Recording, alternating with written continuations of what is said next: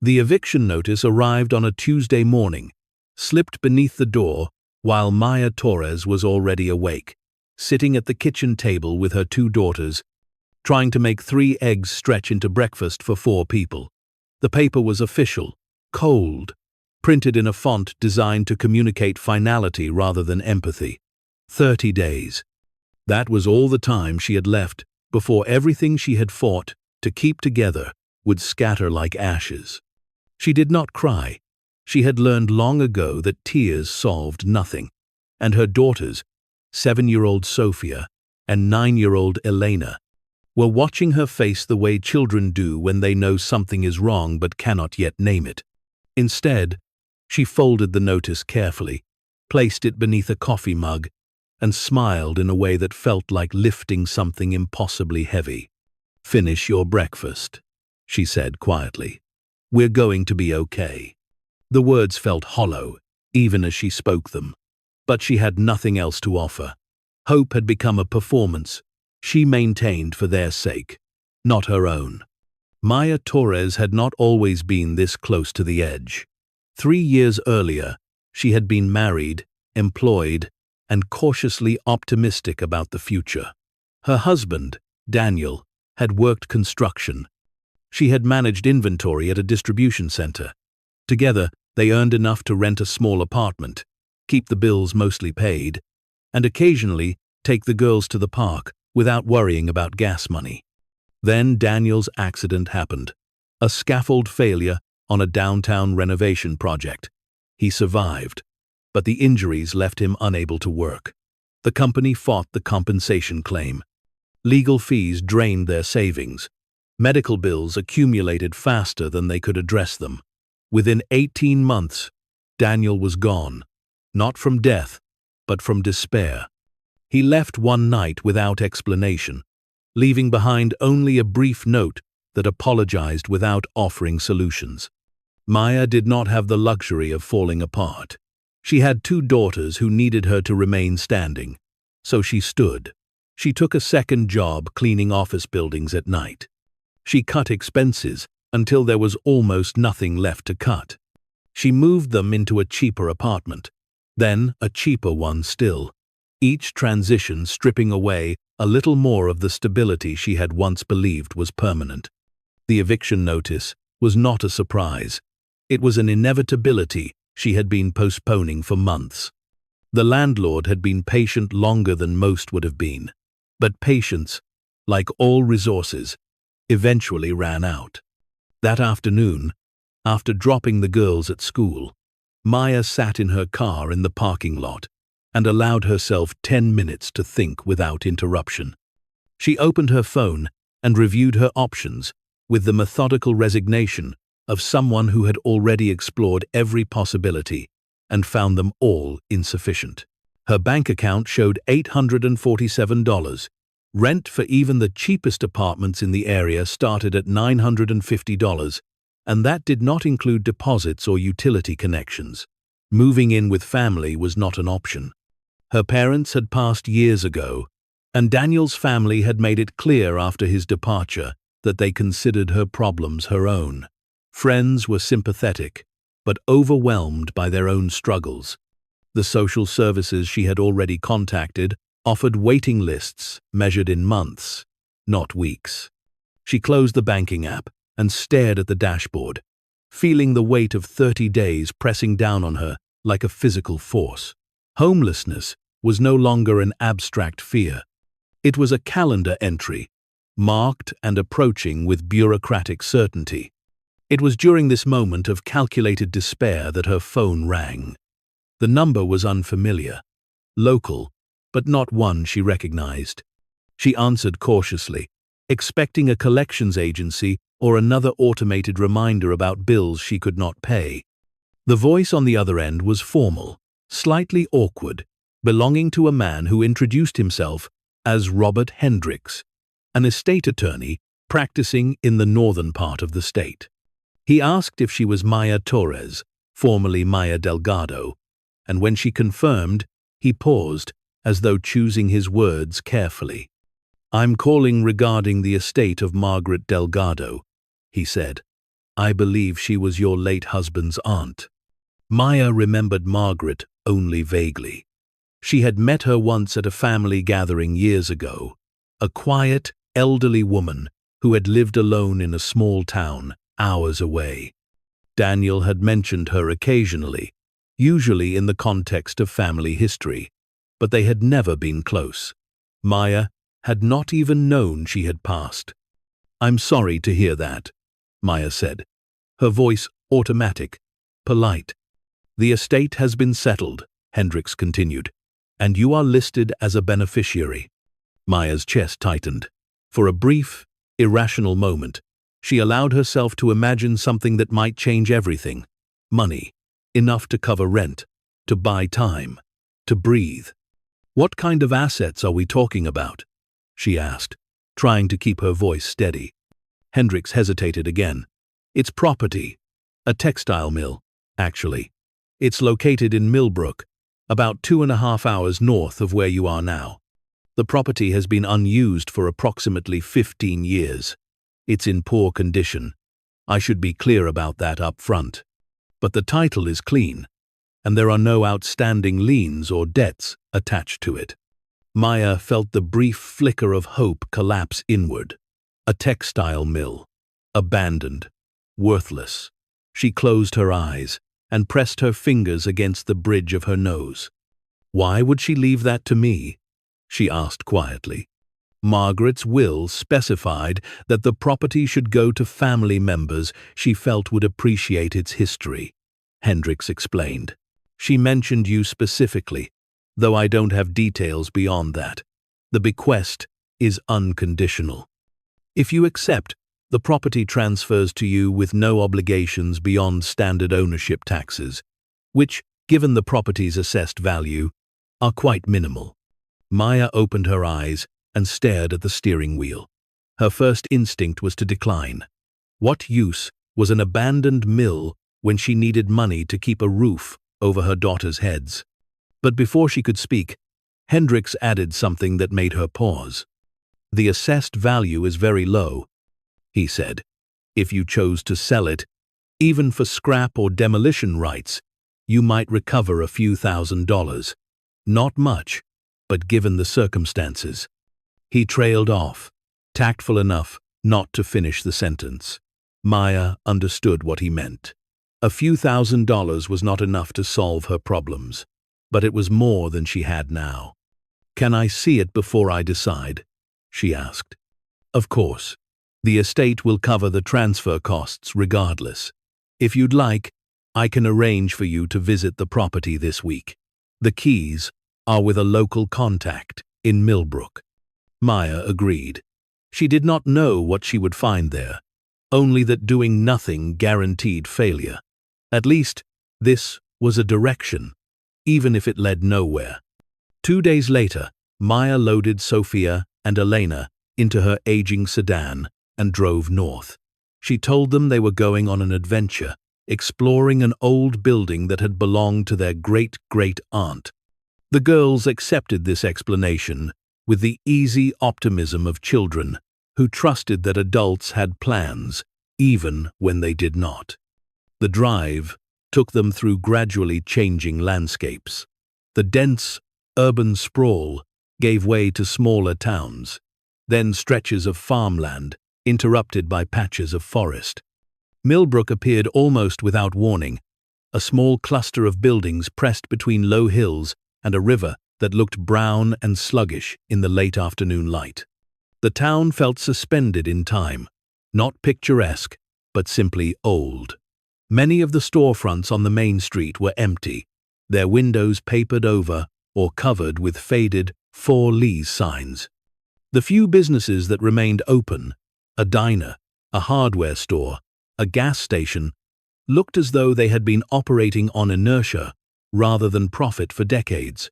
Maya followed the directions Hendricks had provided, turning off the main road onto a narrow street that ran parallel to the river.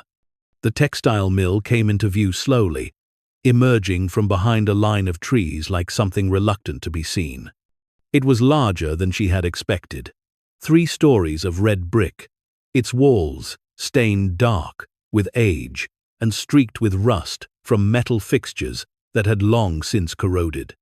Most of the windows on the upper floors were broken, their frames empty or jagged with remaining glass. The roof sagged visibly in places, and sections of the exterior wall showed cracks wide enough to see through from a distance. A chain-link fence surrounded the property, rusted and leaning inward in places, more suggestion than barrier. A faded sign near the entrance read, "Riverdale Textiles, established 1904. Below it, someone had spray-painted "No trespassing" in uneven letters. Maya parked the car and sat for a moment, staring at the structure. Behind her, Sofia and Elena pressed their faces against the windows, their earlier excitement fading into uncertain silence. "It looks scary," Sofia said quietly. Maya did not disagree. She reached back and squeezed her daughter's hand. "It's just old, sweetie. Old things always look a little scary." She got out of the car and walked toward the fence, peering through the gaps at the building beyond. The grounds were overgrown with weeds and scattered debris. Rusted machinery parts lay half buried in the soil. Near the loading dock, a collapsed section of roof had spilled bricks and rotted wood across the pavement. A man approached from the direction of a small house set back from the road. He was older, perhaps in his 70s, wearing work clothes that had been clean once, but were now stained with grease and dirt.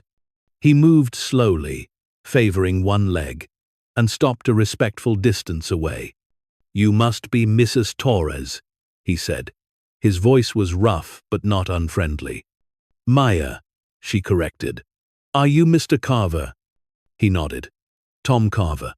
I've been keeping an eye on the place for Margaret, and before that for her husband. Mostly just making sure kids don't burn it down or hurt themselves inside." He pulled a set of keys from his pocket and held them out. "Attorney Hendricks said you'd be coming by. I'll give you the tour if you want, but I should warn you, it's not safe to go too far inside. Floors are rotted through in places." Maya took the keys, feeling their unexpected weight. "How long has it been closed?" 15 years, give or take. Shut down when the textile contracts dried up. Margaret's husband tried to keep it running, but there was no saving it. Too old, too expensive to modernize. After he passed, Margaret just locked it up and let it sit. He unlocked the gate and pushed it open, the hinges screaming in protest. Maya followed him across the uneven ground toward the main entrance. Sofia and Elena stayed in the car, watching through the windows with wide eyes. The front doors were heavy wood, swollen with moisture and age. Carver shoved them open with his shoulder, and the smell that escaped was overwhelming. Mildew, rust, decay, and something sharper that Maya could not identify. Inside, the mill opened into a vast space that might once have been impressive. High ceilings, supported by iron beams, stretched overhead, their surfaces streaked with rust and draped with cobwebs. Rows of old machinery stood silent and motionless, their shapes strange and industrial, like the skeletons of mechanical beasts.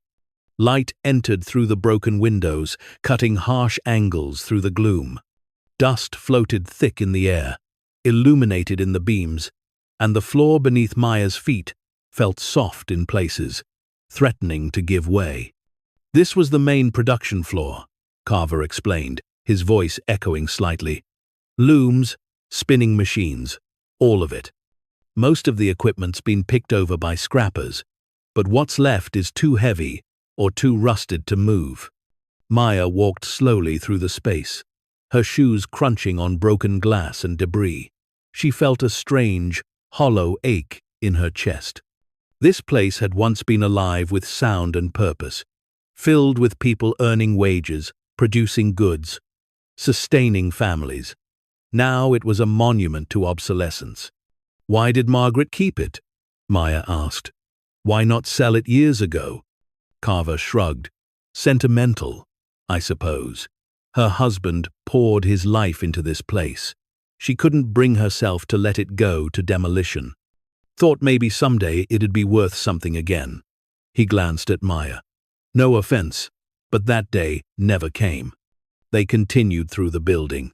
Carver showed her the offices on the second floor. Their furniture still intact, but covered in thick dust. File cabinets stood open, their contents long since removed or destroyed by moisture. A calendar on one wall was frozen in time, marking a date from 2009. The third floor was worse. Sections of the roof had collapsed entirely, letting rain and snow in for years. The floor was treacherous, with visible holes and soft spots that groaned under even minimal weight. Carver refused to let her go far. "This whole level should come down," he said. "It's a wonder it hasn't collapsed already." As they descended back to the ground floor, Maya felt the full weight of what she had inherited. This was not an opportunity. It was a burden. The building was worthless, perhaps even a liability. Selling it would be difficult. Demolishing it would cost money she did not have. And yet, as she stood in the cavernous space, listening to the wind whistle through broken windows, she felt something she had not expected. Defiance. This place had been dismissed, abandoned, left to rot. She understood that feeling intimately. Perhaps that was why Margaret had left it to her. Not because it had value, but because it needed someone who would not give up on it easily. "What do people in town think of this place?" Maya asked. Carver scratched his jaw. "Most folks just ignore it. A few have talked about buying it for next to nothing and tearing it down, but the cost always stops them. It's easier to let it sit. What if someone wanted to do something with it?" He looked at her with a mixture of surprise and skepticism. "Do what? There's no industry here anymore. No money for restoration. This building's only good for scrap or a wrecking ball." Maya did not answer. She walked to one of the large windows and looked out at the river beyond. The water moved slowly, indifferent to the decay around it. In the distance, the town of Millbrook sat quiet and still. She thought about the eviction notice waiting on her kitchen table. She thought about the $847 in her bank account and the 30 days ticking down like a countdown to disaster.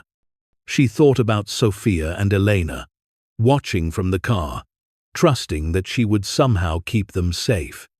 And she thought about Margaret, an old woman who had held onto something worthless for years because letting go felt like giving up. Maya turned back to Carver. "I'll take it," she said.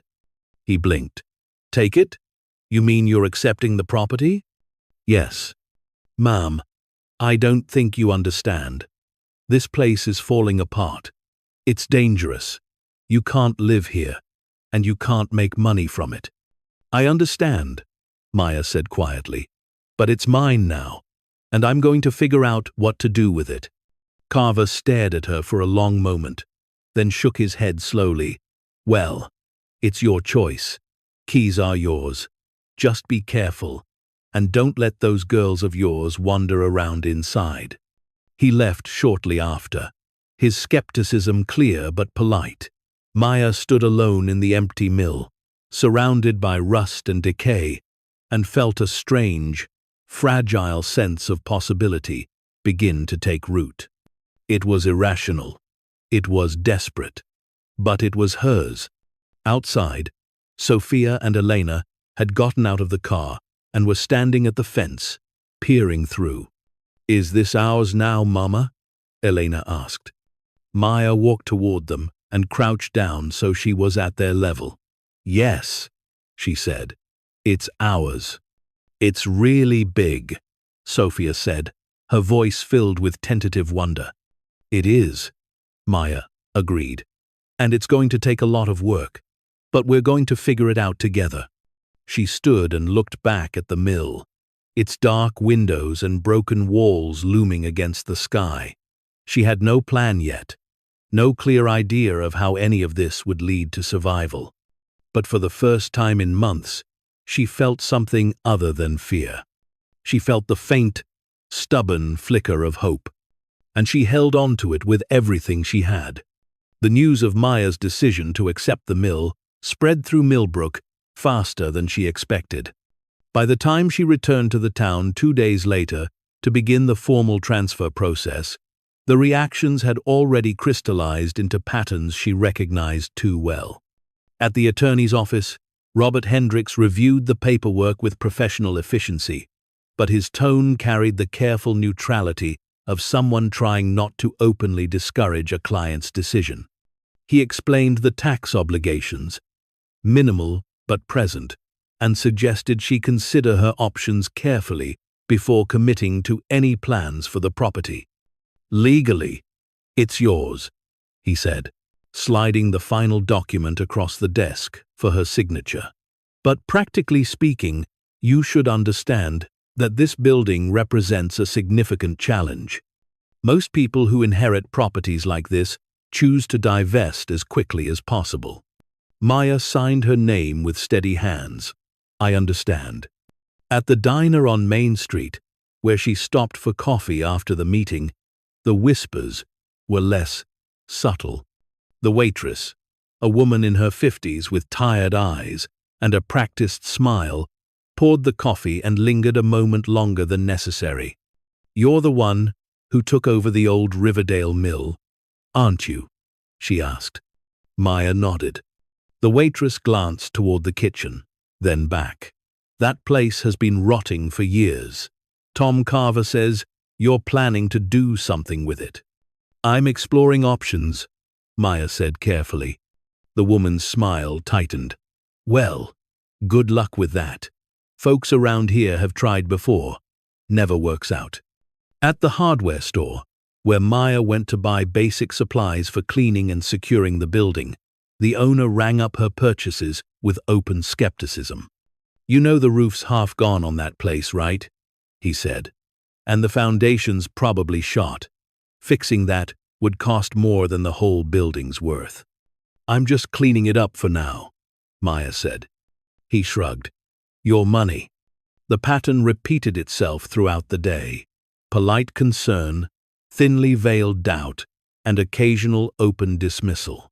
No one said it directly, but the message was clear. She was making a mistake, wasting her time, investing hope in something that had already proven itself worthless. Maya absorbed these reactions without arguing. She had learned long ago that convincing people she was making the right choice was not her responsibility. Surviving was. By the time she returned to the mill that afternoon, the sun was beginning to dip toward the horizon, casting long shadows across the overgrown lot. She parked near the gate and sat for a moment, looking at the building that now belonged to her. It looked no better than it had 2 days ago. If anything, in the harsher afternoon light, its flaws were more apparent. The brick walls were not just stained, they were crumbling in places. The windows were not just broken, they were missing entirely on some floors. The structure leaned slightly, as though tired of standing. But it was hers, and that distinction, however small, carried weight. She got out of the car and began unloading supplies. Trash bags, brooms, work gloves, a crowbar for prying loose boards, and a battery-powered lantern. She had left Sofia and Elena with a neighbor back home, paying her the last of her spare cash for a few hours of supervision. This work could not be done with children underfoot. Inside the mill, the silence was absolute. No sounds from the town reached this far. No traffic, no voices, nothing but the creak of old wood, and the faint rustle of wind moving through the broken spaces above. Maya started in the main production floor, clearing debris from a section near the entrance. The work was slow and filthy. Dust clung to everything, coating her hands and face within minutes. Broken glass littered the floor, mixed with rusted metal scraps and chunks of fallen plaster. She worked methodically, bagging trash and stacking anything that might be salvageable in a corner. old wooden pallets, lengths of iron pipe, sections of railing that were still solid. She did not know yet what she would do with any of it, but wasting resources felt wrong. As the hours passed, the light inside the mill changed. The harsh afternoon glow softened into the amber tones of late evening. Shadows grew longer, and the temperature dropped. Maya paused to wipe sweat from her forehead, her arms aching from the effort. It was then that she noticed something odd. Near the far wall, beneath a section of collapsed shelving, the floor looked different. The concrete there was darker, cleaner, as though it had been protected from the decades of dust and grime that covered everything else. She walked over slowly, her footsteps echoing. Up close, the distinction was even more pronounced. The concrete formed a neat rectangle, approximately 6 feet by 4 feet, its edges sharp and deliberate. Maya crouched and brushed away some of the debris. The surface beneath was smooth, almost polished. She tapped it with her knuckles. The sound that returned was hollow. Her pulse quickened. She stood and retrieved the crowbar from her supplies, then returned to the spot. Working carefully, she wedged the tool into a narrow seam along one edge and applied pressure. The concrete resisted at first, then shifted slightly. It was not a solid slab. It was a cover. Maya repositioned the crowbar and tried again, using more force this time. The slab lifted an inch, revealing darkness beneath. She adjusted her grip and heaved, and the concrete panel slid aside with a grinding sound that seemed impossibly loud in the empty space. Beneath it was a staircase. Maya stared down into the opening, her breath coming faster now. The stairs descended steeply, disappearing into shadows that the fading light from above could not reach. They were metal, industrial, their surfaces spotted with rust, but still intact. She retrieved the battery-powered lantern and turned it on, angling the beam downward. The light revealed a narrow passage, the walls lined with old brick, the air below cooler and drier than the space above. For a long moment, she simply stood there, weighing the decision. Descending into an unknown space beneath an unstable building was dangerous. But the discovery itself suggested something deliberate, something hidden with intention. She thought about the reactions she had received in town, the dismissals, the skepticism, the certainty that this building held nothing of value. Perhaps they were wrong. Maya tested the first step with her weight, then the second. Both held. She descended slowly, the lantern casting long shadows against the brick walls. The temperature dropped with each step, and the air grew still, almost stale. At the bottom, the passage opened into a small chamber. The space was cramped, perhaps 10 feet by 12 feet, with a low ceiling supported by wooden beams. Along one wall stood a series of metal shelves, rusted but intact. Along the other was a heavy wooden door, reinforced with iron straps and fitted with a large, old-fashioned lock. Maya approached the door carefully. The lock was corroded but solid. She examined it in the lantern light, then tested the handle. It did not budge. She returned to the stairs and climbed back up, her mind racing. This was not a storage cellar. The construction was too deliberate, the door too secure. Whatever lay beyond it had been meant to stay hidden. Back in the main production floor, she gathered her tools and considered her options. Breaking through the door would require more than a crowbar. But she did not have the resources or equipment for that kind of work yet. As she prepared to leave for the evening, Maya glanced back at the opening in the floor. She had covered it again with the concrete panel, restoring its camouflage, but the knowledge of what lay beneath remained vivid in her mind. She thought about Margaret Delgado, the quiet old woman who had held onto this building for years, despite its worthlessness. She thought about the care with which the hidden chamber had been constructed, the effort required to conceal it so thoroughly. and she thought about the locked door at the bottom of the stairs, waiting in the darkness, holding secrets that had not yet been revealed. For the first time since accepting the property, Maya felt a flicker of something that went beyond stubborn hope. She felt curiosity, and beneath it, the faint, dangerous possibility that this building might hold more than rust and decay. As she locked the front doors and walked back to her car, the mill stood silent behind her, its broken windows and sagging walls unchanged. But beneath its surface, something waited, and Maya intended to find out what it was. Maya did not sleep well that night.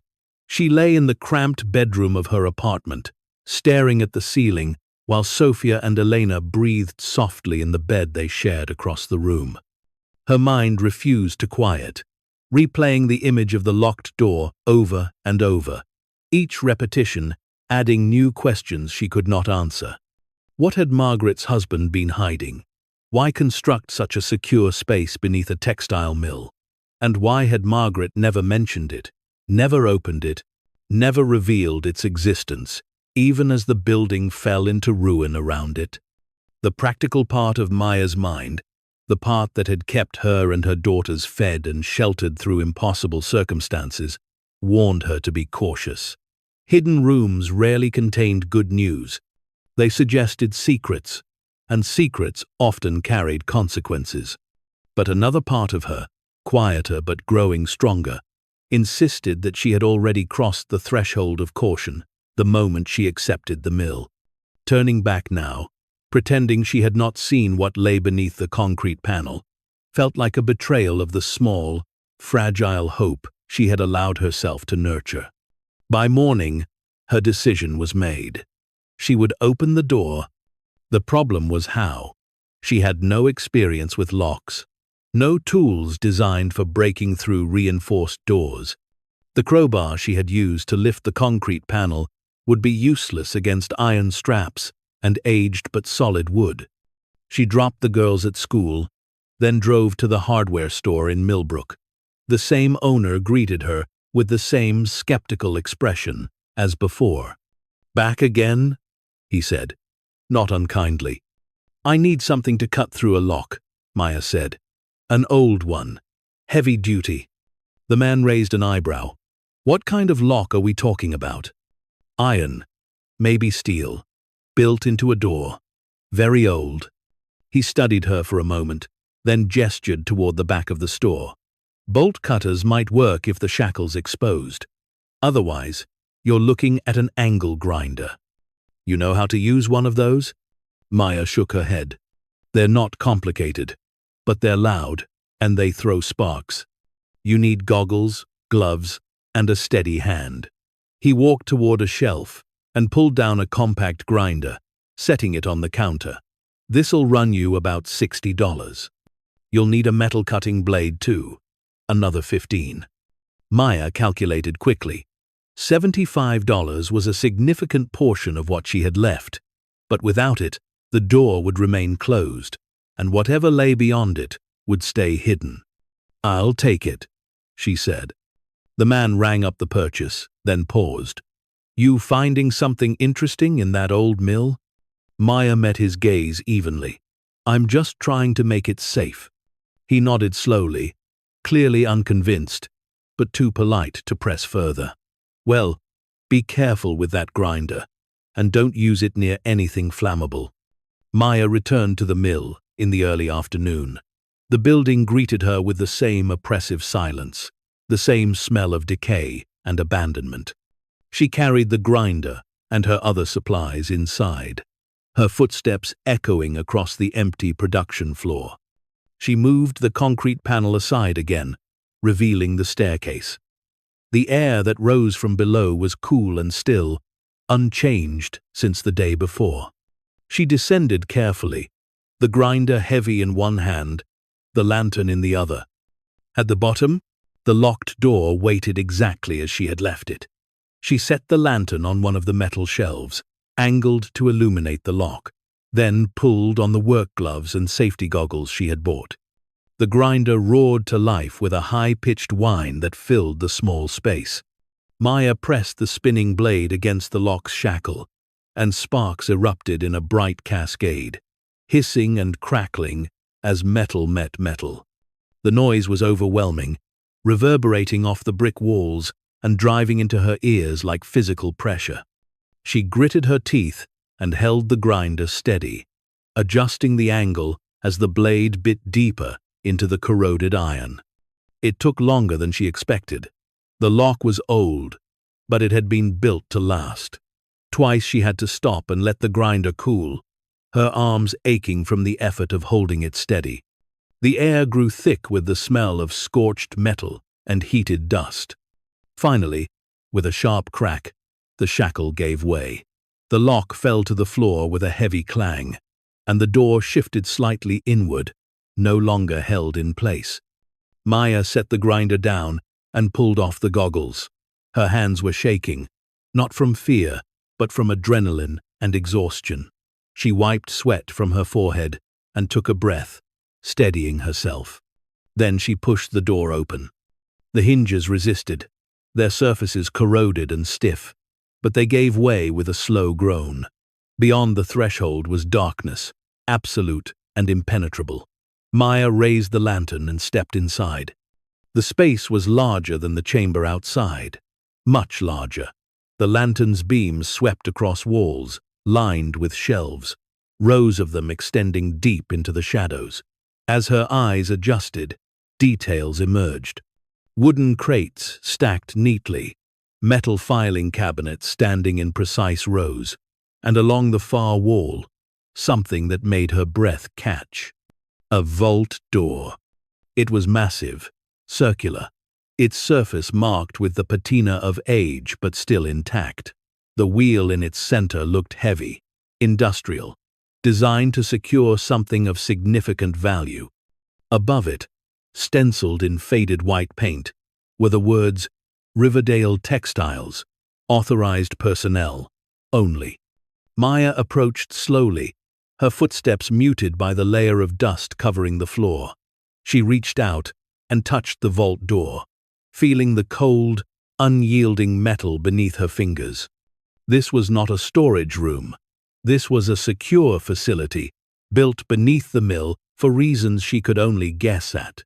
The scale of it, the investment of resources and secrecy, suggested something far more important than routine business operations. She turned her attention to the shelves and began examining their contents. The wooden crates were unmarked, their surfaces smooth and clean despite the passage of time. She selected one and pried it open with the crowbar. Inside, wrapped in layers of protective cloth, were documents, hundreds of them, filed in meticulous order, their pages yellowed but legible. She lifted one carefully and held it to the light. It was a certificate, gold certificate, to be precise, issued by the United States Treasury, dated 1928.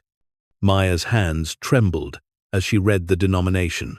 $1,000 in gold coin, payable to the bearer on demand. She set it down carefully and reached for another. The same format, a different serial number, the same date. She opened a second crate, then a third. All of them contained the same thing. Gold certificates, stacked and preserved, their quantity impossible to estimate at a glance. Her mind struggled to process what she was seeing. Gold certificates had not been used as currency for decades. They had been discontinued, rendered obsolete, when the United States abandoned the gold standard. But before that, they had represented real value, backed by physical gold held in government reserves. And if these certificates were legitimate, if they had never been redeemed, then they might still hold value. Not as currency, but as collectibles, as historical artifacts, as pieces of a financial system that no longer existed. Maya sat down slowly on the dusty floor, her back against one of the crates, and tried to think clearly. Her pulse was racing, her thoughts scattered. She forced herself to slow down, to consider what this discovery actually meant. First, She needed to know if the certificates were real. Forgeries existed, especially for high-value items like these. She would need an expert, someone who could authenticate them without stealing them or alerting the wrong people. Second, even if they were real, their value was uncertain. Collectible markets fluctuated. What might be worth a fortune to one buyer could be worthless to another. She could not allow herself to assume wealth until she had concrete answers. Third, and most troubling, she needed to understand why these certificates were here. Had Margaret's husband hidden them? Had they been part of the mill's operations? Or had they been acquired illegally, stashed away to avoid detection? The questions multiplied faster than she could address them, but one thing was clear. Whatever lay in this vault had been important enough to conceal for decades, and dangerous enough that it had never been revealed. Maya stood and approached the vault door again. She tested the wheel, but it would not turn. The mechanism was locked, and without a combination, opening it would be impossible without professional help. She photographed everything: the vault door, the shelves, the crates, and several of the certificates themselves. She worked quickly, aware that time was passing, and that Sofia and Elena would need to be picked up from school soon. Before leaving, she selected 3 certificates at random and wrapped them carefully in a cloth she had brought for cleaning. She would take these with her, have them evaluated, and determine her next steps based on what she learned. As she climbed back up the metal staircase and replaced the concrete panel, Maya felt the weight of the discovery settle over her like a physical presence. She had entered the mill, searching for survival. She had found something far more complicated. The drive back home felt surreal. She moved through familiar streets, stopped at red lights, picked up her daughters from school, all while the cloth-wrapped certificates rested in her bag, like a secret too large to contain. That evening, after putting Sofia and Elena to bed, Maya sat at her kitchen table and began researching. She searched for information on gold certificates, their history, their legal status, and their current market value. What she found was both encouraging and terrifying. Legitimate gold certificates from the early 20th century could be worth thousands of dollars each, depending on their condition, rarity, and denomination. Some had sold at auction for tens of thousands. Collectors prized them not just for their monetary value, but for their connection to a pivotal moment in American financial history. But authenticating them required expertise, and bringing them into the open carried risks. If the certificates had been obtained illegally, or if their presence in the mill violated laws she did not yet understand, then revealing them could lead to confiscation, legal trouble, or worse. Maya closed her laptop and sat in the dark kitchen, listening to the quiet sounds of her daughters sleeping in the next room. The eviction notice was still tucked beneath the coffee mug on the table, a reminder of the 30 days that continued to count down. She had stumbled into something that could change everything, or destroy everything. The choice of what to do next rested entirely on her shoulders, and the weight of it felt almost unbearable. But she had not come this far by giving up when things became difficult. She had learned to survive by moving forward, even when the path was unclear. And so she would move forward now. The following morning, Maya contacted a rare document dealer in the city, a specialist whose name had appeared repeatedly in her research. She explained that she had inherited some old financial papers and wanted them evaluated. She did not mention gold certificates. She did not mention quantity. She simply requested a consultation. The dealer, a man named Vincent Marsh, agreed to meet with her the next day. His tone was professional but detached, suggesting he received inquiries like this often and expected most of them to yield nothing of interest.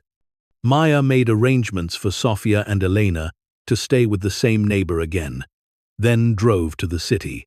Marsh's office was located in a narrow building near the financial district, its exterior modest its interior lined with glass cases displaying historical documents and currency.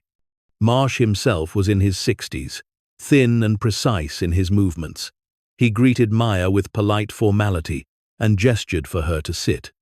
"You mentioned financial papers," he said, settling behind his desk. "What period are we discussing?" Maya placed the cloth-wrapped package on the desk and unwrapped it carefully.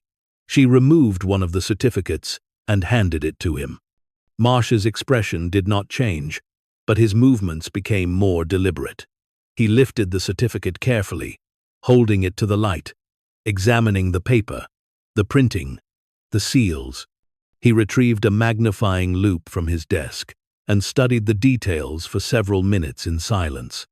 Finally, he set it down and looked at Maya. "Where did you get this?" "It was part of an estate inheritance," Maya said. "I'm trying to determine its value." Marsh picked up the certificate again, his fingers moving over its surface with the careful attention of someone who had handled thousands of similar documents. "This is a Series 1928 gold certificate, $1,000 denomination. If it's authentic, and it appears to be, it's quite valuable."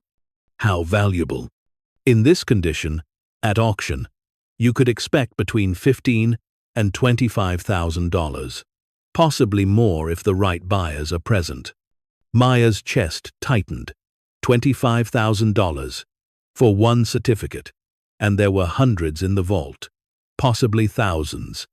She removed the other two certificates and placed them on the desk. Marsh examined them with the same meticulous care, his expression remaining neutral. When he finished, he looked at Maya directly. "How many of these do you have?" Maya hesitated. "I'm not certain yet. The estate is still being inventoried." Marsh leaned back in his chair. "These are extraordinary finds, Mrs. Torres. Gold certificates of this denomination and condition are rare. If you have a significant quantity, you're looking at substantial value." "Are they legal to sell?" "Yes. They're collectibles now, not currency. As long as they were legally obtained originally, there's no issue with selling them.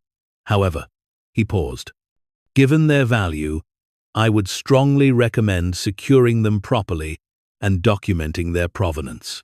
Items like this attract attention, and not all of it is benign."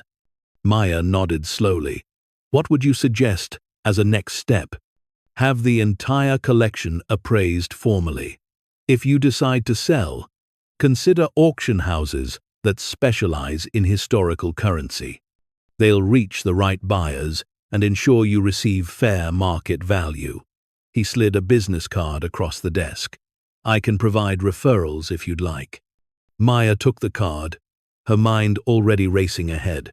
She thanked Marsh, gathered the certificates, and left his office with a sense of controlled urgency. $25,000 per certificate.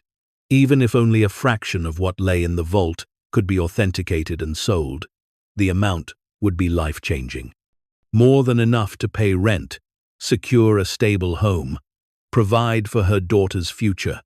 But first, she needed to understand the full scope of what she had found, and she needed to do it without drawing the wrong kind of attention. As she drove back to Millbrook, Maya allowed herself a moment of cautious optimism. For the first time in years, survival did not feel like an endless struggle. It felt like a possibility that might actually be within reach. But beneath that optimism, a quieter voice reminded her of the locked vault door, the meticulous secrecy with which the certificates had been hidden, and the fact that Margaret Delgado had never revealed their existence, even in her will. There was more to this story, and Maya had a growing suspicion that uncovering it would require more than just opening a vault. The days that followed moved quickly, measured not in hours but in decisions that felt simultaneously small and monumental. Maya returned to the mill each afternoon after dropping Sofia and Elena at school, descending into the hidden chamber beneath the production floor with a growing sense of purpose and apprehension. She documented everything methodically, photographs of each crate, careful counts of the certificates she could access without opening the vault, notes on their condition and denominations. The numbers grew staggering. 12 crates in total, each containing between 80 and 120 certificates. Most were $1,000 denominations. Some were 500. A few were even larger. She worked slowly, aware that rushing would lead to mistakes. She wore gloves to protect the delicate paper. She used only the battery-powered lantern, unwilling to risk electrical work in a structure whose wiring she did not trust. Each certificate she examined carried the same solemn weight of history and value. But the vault remained closed. Its massive door taunted her with its permanence, suggesting that whatever lay beyond it was more important than what had been left outside. She had searched the chamber thoroughly, looking for any indication of a combination or key, but found nothing. On the third day of her inventory, she heard footsteps above. She froze, listening intently. The sound was faint but distinct, someone moving through the main production floor with deliberate steps. Her pulse quickened. She had locked the front doors when she arrived. Whoever was up there had either found another way in or had a key. Maya turned off the lantern and moved silently to the base of the metal staircase. She waited, controlling her breathing, listening. The footsteps circled the space above, paused, then moved closer to the area where the concrete panel lay. Light appeared at the top of the stairs. A flashlight beam cut through the darkness, sweeping downward. Maya pressed herself against the brick wall, her heart pounding. "Mrs. Torres?" A voice called down. Male, older, familiar. "It's Tom Carver. You down there?" Maya exhaled slowly, relief and irritation mixing in equal measure. She turned the lantern back on and climbed the stairs. Carver stood at the top, flashlight in hand, his expression caught between concern and curiosity. "You scared me," Maya said, her voice sharper than intended. "Sorry about that. I saw your car outside and the doors were locked. Wanted to make sure everything was all right." He glanced past her toward the stairs. "Didn't know there was anything under here." Maya climbed the rest of the way up and stepped into the production floor. "I found it a few days ago. I've been trying to clean it out." Carver's gaze lingered on the opening. Margaret never mentioned a basement. Did her husband talk about it? Not that I recall. But then, he kept a lot to himself toward the end. Carver looked at Maya. "You find anything interesting down there?" The question felt casual, but Maya sensed the weight beneath it. "Just old storage," she said. "Nothing valuable." Carver nodded slowly, but his eyes remained thoughtful. "Well, be careful. Old buildings like this can hide all sorts of surprises, not all of them good." After Carver left, Maya returned to the chamber and continued her work, but the interruption had shaken her. She had been careless, assuming the mill's isolation meant privacy. She would need to be more cautious going forward. That evening, she contacted the auction house Vincent Marsh had recommended. The representative, a woman named Dr. Eleanor Price, listened to Maya's carefully worded description of the collection and agreed to visit the site for a formal appraisal. "Given the potential value you're describing," Dr. Price said, "I'd recommend we conduct the appraisal on-site rather than transporting the items. It's safer that way." They arranged to meet the following week. Maya spent the intervening days securing the mill as best she could. She replaced the broken locks on the front doors, reinforced the fence around the property, and cleared pathways to make the building appear more maintained, less abandoned. She also continued her research into the mill's history. She visited the local library in Millbrook and pored over old newspapers and town records. What she learned filled in pieces of the puzzle, though it raised as many questions as it answered. Riverdale Textiles had been more than a local employer. During the 1920 seconds and early 1930 seconds, it had been one of the region's largest operations, employing hundreds of workers and producing textiles for national distribution. Margaret's husband, Edward Delgado, had inherited the mill from his father and expanded it aggressively during the pre-Depression boom years. But there was something else. Several articles from the late 1920 seconds mentioned Edward's involvement in regional business associations and financial networks. He had been well connected, traveling frequently to meetings in larger cities, consulting on matters that went beyond textile production. One article in particular caught Maya's attention. It described a gathering of regional industrialists in 1928, shortly before the stock market crash. Edward Delgado had been among the attendees, and the meeting had focused on strategies for preserving capital during economic uncertainty. The timing aligned perfectly with the gold certificates. In 1928 was the year printed on most of the documents in the vault. If Edward had anticipated the crash, or at least recognized the risks, he might have converted assets into gold certificates as a hedge against instability. But why hide them? And why had they never been redeemed, even as the mill declined and eventually closed? Maya found part of the answer in an obituary from 1985. Edward Delgado had died suddenly, heart attack, at the age of 73.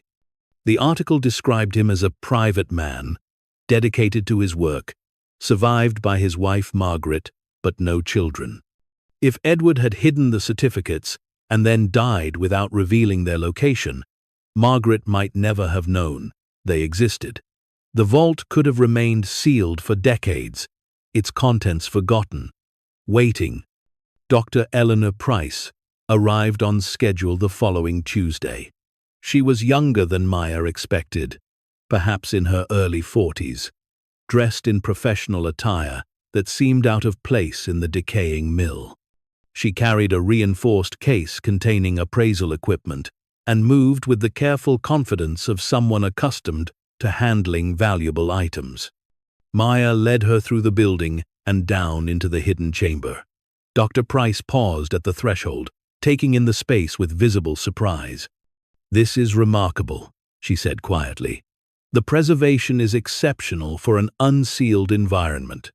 She set up her equipment on one of the metal shelves and began examining the certificates Maya had already catalogued. She worked in near silence, using magnification tools, ultraviolet light, and reference materials she pulled from her case. After more than an hour, she looked up. "These are authentic," she said. "No question. The paper, the printing, the seals, all consistent with treasury production from the period. And the condition is outstanding. Minimal foxing, no significant tears or fading." "What's the total value?" Maya asked. Dr. Price consulted her notes. "Based on the count you've provided and current market conditions, I'd estimate the accessible certificates alone at approximately $42 million. The number hung in the air between them. Maya felt her legs weaken and sat down slowly on one of the crates. $42 million, she repeated, her voice barely above a whisper. "That's a conservative estimate," Dr. Price continued. "At auction, with competitive bidding, the total could exceed $50 million. And that's not including whatever is in the vault." She gestured toward the massive door. "If the contents are similar, you could be looking at significantly more." Maya stared at the vault, her mind struggling to process the magnitude of what she had stumbled into. $50 million. More than she could have imagined. More than enough to change not just her life, but the lives of everyone she cared about. But with that realization came a new fear. This much money attracted attention, the kind of attention that could be dangerous. Dr. Price seemed to read her thoughts. "I need to be honest with you, Mrs. Torres. A discovery of this scale will generate significant interest. Media, collectors, potentially government agencies, depending on how the certificates were originally acquired. You'll need legal representation, security, and a clear strategy for how to proceed. What do you recommend? First, secure this location immediately.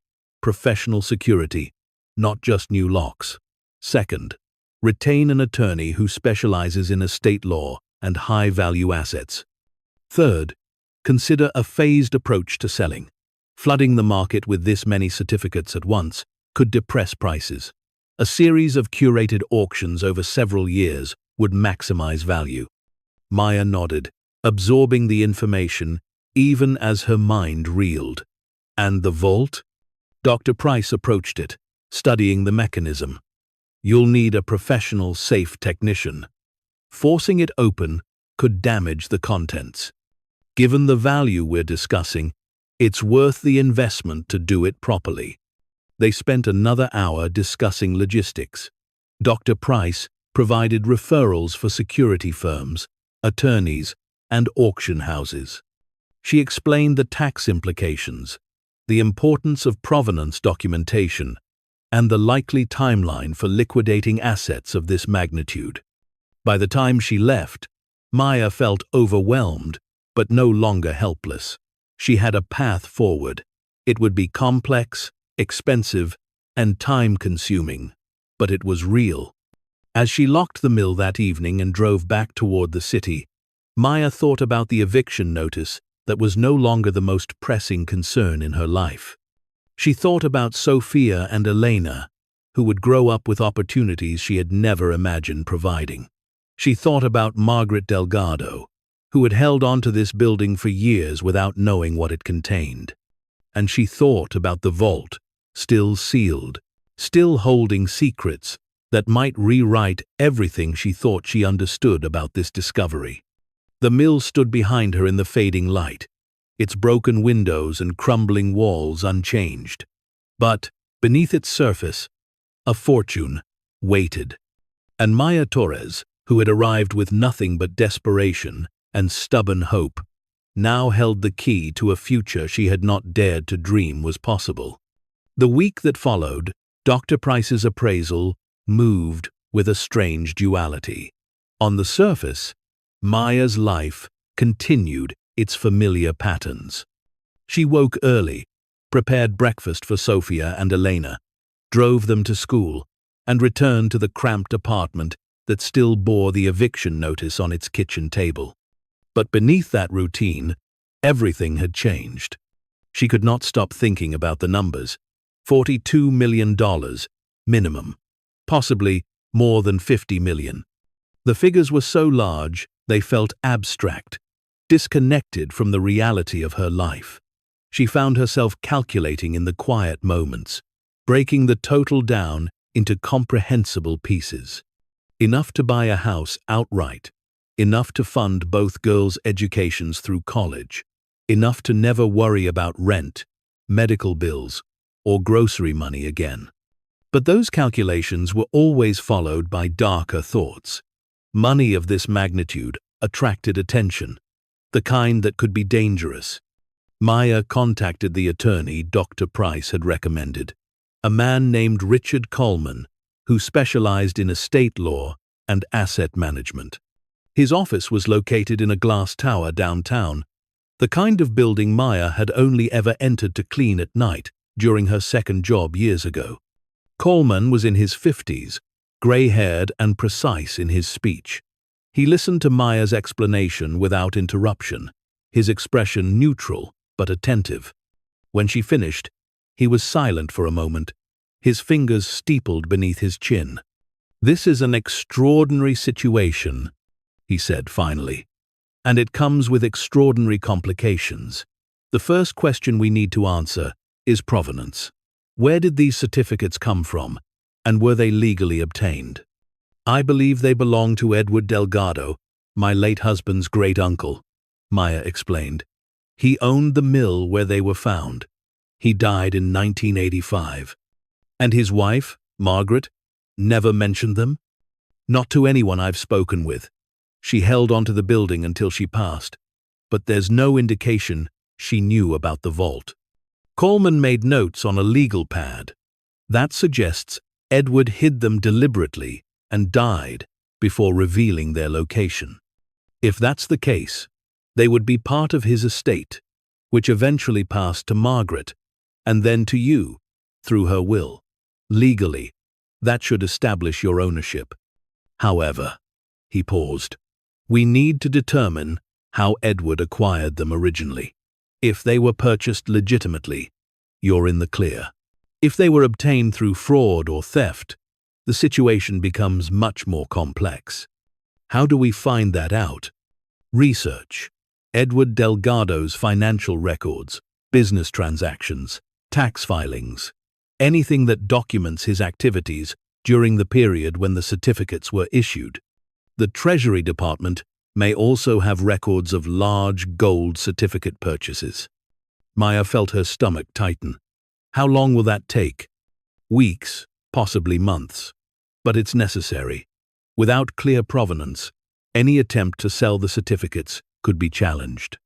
Worse, if there's evidence of illegality, the assets could be seized. The conversation continued for another hour, covering security measures, tax implications, and the process for eventually liquidating the collection. Coleman's fee structure was substantial, but Maya understood she had no choice. This was not something she could navigate alone.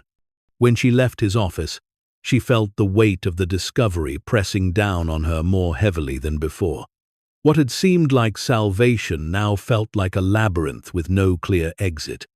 She sat in her car in the parking garage for several minutes, her hands gripping the steering wheel, trying to steady her breathing. Her phone buzzed. A text message from the neighbor watching Sofia and Elena. Everything okay, but Elena is asking when you'll be home. She misses you. Maya closed her eyes. Her daughters, they were the reason for all of this. Not the money, not the discovery, but the simple, desperate need to keep them safe and provide them with a future that did not include evictions and hunger and constant fear. She started the car and drove back to Millbrook. The town felt different now. Where before it had seemed merely quiet and forgotten, it now felt watchful. She noticed people glancing at her as she drove past. A woman standing outside the diner turned to watch her car. The owner of the hardware store stood in his doorway, arms crossed, his expression unreadable. Maya parked near the mill and sat for a moment, scanning the area. Nothing seemed overtly wrong, but the sense of being observed lingered. She entered the building and immediately noticed something was off. The concrete panel covering the hidden staircase had been moved. Not removed entirely, but shifted slightly from the position she had left it. Her pulse quickened. She approached cautiously, listening. The mill was silent, but it was the kind of silence that felt occupied rather than empty.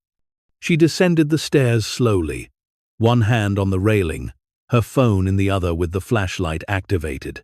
At the bottom, the chamber appeared unchanged. The crates were still stacked.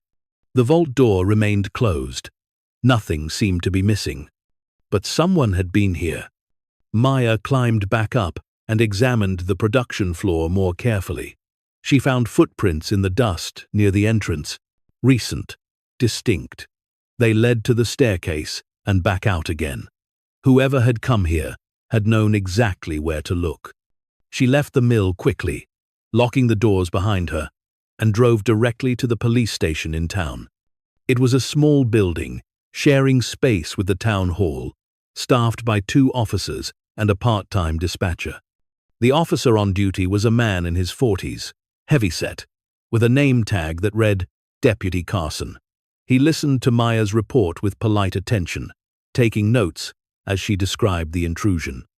"Did they take anything?" he asked. "Not that I could tell." "Any signs of forced entry?" "No, but the building has multiple access points. Some of the doors and windows are damaged." Carson nodded slowly. "That's the problem with abandoned buildings," Mrs. Torres. They're magnets for trespassers. Kids, mostly, looking for a place to drink or vandalize. I can increase patrols in the area, but unless you secure the property properly, it's going to keep happening." "This wasn't kids," Maya said. "Someone knew exactly where to go." Carson's expression remained neutral. "What makes you say that?" Maya hesitated. She had not mentioned the vault or the certificates to anyone in town beyond Tom Carver, and she had been deliberately vague with him. But the intruder's precision suggested knowledge, not chance. "Just a feeling," she said, finally. Carson closed his notepad. "I'll make a note of it and have someone check the property periodically. In the meantime, I'd recommend better locks and maybe some motion-activated lights." Maya thanked him and left, unsatisfied but unsure what else she could do. Reporting the full extent of what she had found felt dangerous. If word spread about the certificates, the situation would spiral beyond her control. She returned to the city that evening, picked up Sofia and Elena, and tried to maintain normalcy. They ate dinner together, macaroni and cheese from a box, the girls chattering about their day while Maya listened and smiled and fought to keep her thoughts from spiraling. After putting them to bed, she sat at the kitchen table and reviewed her options. The discovery in the mill had the potential to change everything, but only if she could protect it long enough to navigate the legal and logistical challenges ahead, and that required resources she did not yet have. Her phone rang. Unknown number. She answered cautiously. "Mrs. Torres?" The voice was male, unfamiliar, calm. "My name is David Lawrence. I'm a private security consultant. Dr. Eleanor Price suggested I reach out to you." Maya's grip on the phone tightened. "What does that mean?" "It means I specialize in protecting high-value assets during transitional periods. Dr. Price mentioned you might be dealing with a situation that requires discretion and security." "I don't have the money to hire security," Maya said bluntly. "I understand. That's why I'm proposing a deferred payment arrangement. My fee would be contingent on successful liquidation of the assets in question. If the collection is as significant as Dr. Price indicated, my services will be a negligible percentage of the total value." Maya leaned back in her chair, her mind working through the implications. "Why would you take that risk?" "Because collections like this are rare, and protecting them is what I do. I've worked with estates, museums, and private collectors. I know how to secure a site without drawing attention." They talked for another 20 minutes. Lawrence explained his approach: discreet surveillance, controlled access, documentation of all activity around the property. He would not provide armed guards or dramatic displays of force. Instead, he would create a quiet perimeter that discouraged intrusion without announcing the presence of something valuable. By the end of the conversation, Maya had agreed. She had little choice. The intrusion at the mill had made it clear that doing nothing was no longer an option. Lawrence arrived in Millbrook 2 days later. He was younger than Maya expected, perhaps in his late 30s, dressed in plain clothes that allowed him to blend into the town without attracting notice. He spent an entire day surveying the mill, documenting access points, studying sightlines, and installing wireless cameras that fed to a monitoring system he could access remotely. "This building has been observed," he said as they walked the perimeter. "Recently, there are signs of repeated visits to specific areas. Whoever is watching knows something." "What do I do?" Maya asked. "Continue as you have been. Don't change your routine. Let them think you're just cleaning up an inheritance. The cameras will tell us if anyone tries to access the site again." Over the next week, Maya fell into a new rhythm. She visited the mill daily, maintaining the appearance of routine maintenance while Lawrence monitored remotely. She worked with Coleman on the provenance research, providing what little documentation she had found about Edward Delgado's business dealings. And she waited. The breakthrough came from an unexpected source. Coleman's research assistant discovered a series of archived financial records from a regional bank that had served Riverdale Textiles during the 1,920 seconds. Among them were ledgers documenting large transactions in gold certificates, all authorized by Edward Delgado, all dated between 1,927 and 1,929. The records showed that Edward had systematically converted portions of the mill's operating capital into gold certificates as a hedge against economic instability. The transactions were legal, properly documented, and entirely within his authority as the mill's owner. "This is exactly what we needed," Coleman said when he called Maya with the news. "It establishes legitimate acquisition. The certificates were purchased legally, held as assets, and never redeemed. They're yours." Maya felt a surge of relief, so intense it left her momentarily breathless. "What's the next step?" "We formalize the appraisal, document everything, and begin the process of bringing the collection to market. It will take time, but the legal foundation is solid." That evening, as Maya sat in her apartment with Sofia and Elena asleep in the next room, she allowed herself to believe, for the first time, that this was real. The struggle that had defined her life for years, the constant fear and instability, might finally be ending. But even as that hope settled in her chest, her phone buzzed with an alert from Lawrence's monitoring system. Motion detected at the mill. Someone was there. Maya pulled up the camera feed on her laptop. The grainy night vision footage showed a figure moving through the production floor, heading directly toward the concealed staircase. She grabbed her phone and called Lawrence. He answered immediately. "I see it," he said. "Stay where you are. I'm 20 minutes away. I'll handle this." "Who is it?" "Can't tell yet, but they know exactly where they're going." Maya watched the feed, her heart pounding, as the figure reached the staircase and began to descend. The camera angle shifted as they moved into the chamber below. They carried a flashlight, and their movements were deliberate, methodical. They were searching for something. Lawrence's voice came through the phone. "I'm pulling in now, calling local PD for backup." The figure on the screen paused at the vault door, studying it, then turned and began examining the crates. They opened one, reached inside, and removed something that caught the flashlight beam. A certificate. Maya felt cold fury rise in her chest. Someone was stealing from her. The feed showed the figure freeze suddenly, their head turning toward the staircase. Lawrence must have entered the building. The figure moved quickly, abandoning the crate and running toward the stairs. The camera lost them as they ascended, but moments later, the feed from the main floor showed a brief struggle. Lawrence blocked the exit, and the figure tried to push past. Their hood fell back, revealing a face Maya recognized. Tom Carver. The realization hit her like a physical blow. Carver, the man who had watched over the mill for years, who had known Margaret and Edward, who had been the first to greet her when she arrived. He had known about the vault all along. By the time Maya arrived at the mill, Deputy Carson was there, along with another officer. Carver sat in the back of the patrol car, his expression a mixture of resignation and defiance. Lawrence stood nearby, arms crossed, watching. Carson approached Maya.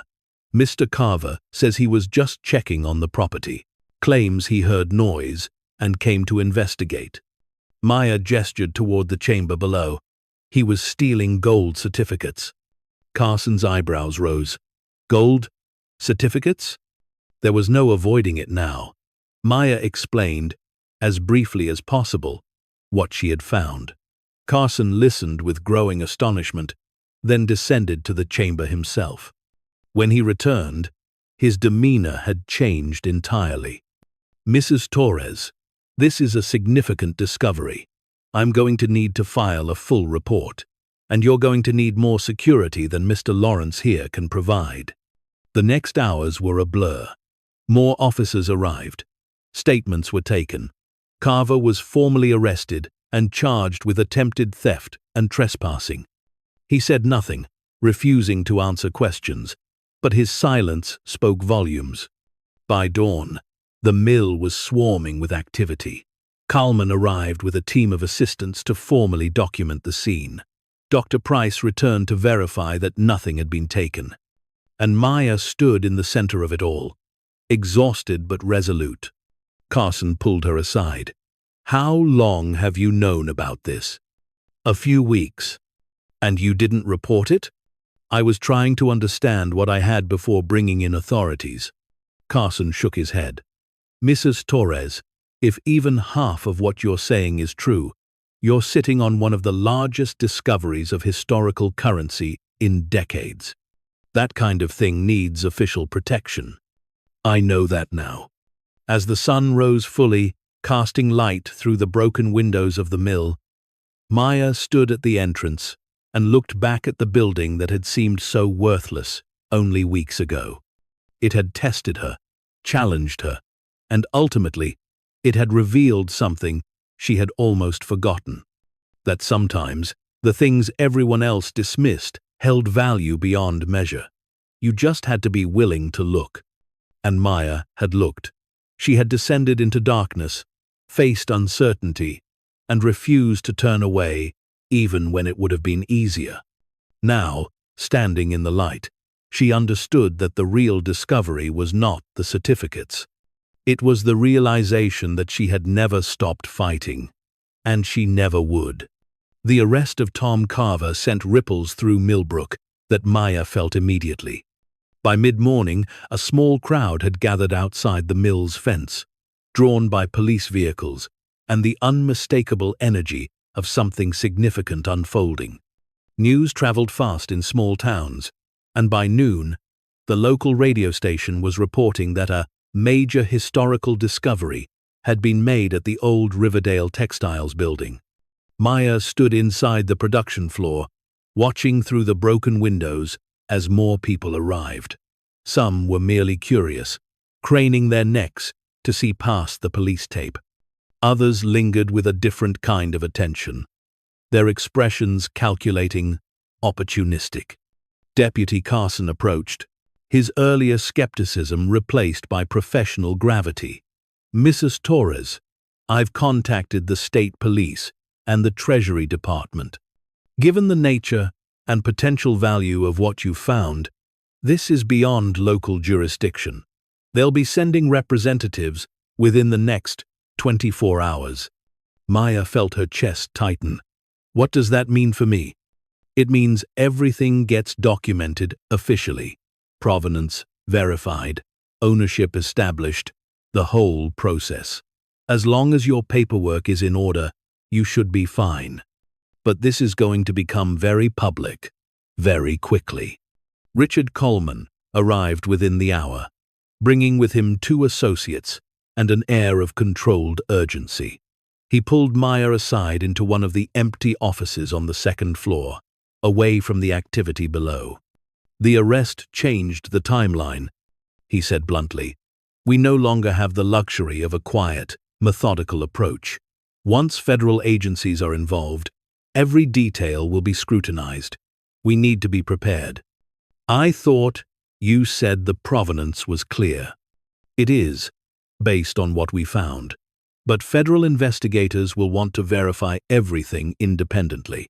They'll examine Edward Delgado's entire financial history, looking for any irregularities. If they find even a hint that these certificates were obtained illegally, things could get complicated." Maya sank into a dusty chair, exhaustion finally catching up with her. "So, what do I do?" "You cooperate fully, provide every document, answer every question, and you let me handle the legal navigation." Coleman's expression softened slightly. "Mrs. Torres, I've represented clients in situations like this before. The discovery is legitimate, the ownership is clear, but bureaucracy has its own momentum. We just need to be patient and thorough. Patience had never been Maya's strong suit, especially not when her daughters were still living in an apartment with an eviction notice taped to the kitchen table. But she nodded, understanding she had no other choice. David Lawrence entered the office, his face serious. We need to talk about security. With this much attention, you're going to have problems. Treasure hunters, opportunists, media. This place needs to be locked down completely. Over the next 2 days, the mill transformed from an abandoned ruin into a secured site. Professional security personnel arrived and established a perimeter. The chamber beneath the production floor was sealed with a reinforced door. Additional cameras were installed. Access was restricted to authorized personnel only. Maya moved through it all in a strange daze, signing documents, answering questions, providing information to a seemingly endless stream of officials. Federal agents arrived and conducted their own examination of the chamber, photographing everything, taking samples for authentication, documenting the site with forensic precision. The media attention began on the 3rd day. A reporter from a regional news outlet showed up at the fence, followed quickly by others. By evening, satellite trucks from larger networks had arrived. The story was too compelling to ignore. Struggling single mother inherits worthless mill, discovers fortune hidden beneath. Maya refused all interview requests. Coleman had advised her to say nothing publicly until the legal situation was fully resolved. But the cameras found her anyway, capturing footage of her entering and leaving the mill, her face tired and guarded. The town's reaction was predictably mixed. Some people were genuinely happy for her, offering congratulations when she stopped at the diner or the gas station. Others were less generous. She overheard whispered conversations that stopped when she approached, saw the looks that suggested she had somehow cheated, that she did not deserve what she had found. The hardware store owner was one of the few who spoke to her directly. "Guess I was wrong about that place being worthless," he said, when she came in to buy supplies. His tone was neutral, but not hostile. "Hope it works out for you." "Thank you," Maya said quietly. He rang up her purchase, then paused. "For what it's worth, Margaret would have been glad it was you who found it. She always said family mattered more than money. Guess she was right." The comment stayed with Maya as she drove back to the mill.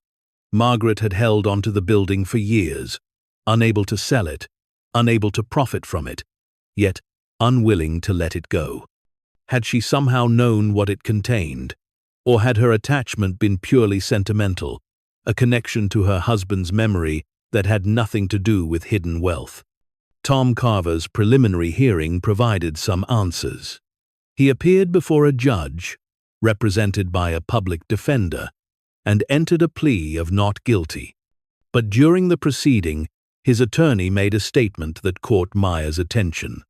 Mr. Carver maintains that he was aware of the vault's existence and believed he had a moral claim to its contents. He alleges that Edward Delgado promised him a share of the assets in exchange for years of service at the mill. Coleman, sitting beside Maya in the courtroom, leaned over and whispered, "That's desperation. He has no documentation, no proof. It won't hold up." But after the hearing, Maya approached Carver's attorney and asked to speak with his client. Coleman objected, but Maya insisted. They met in a small conference room at the courthouse, separated by a table.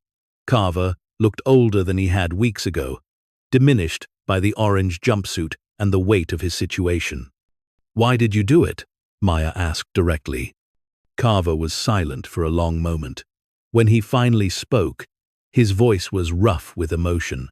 "Edward told me about the vault, back in the 70s. When I first started working for him, he said it was insurance, a safety net, for when things went bad. He promised me that if anything happened to him, I'd be taken care of. But he died without telling Margaret. He had a heart attack. Sudden. No warning. He never got the chance to make it right. Carver looked down at his hands. I kept an eye on the place for Margaret because I figured eventually she'd find it. Or someone would.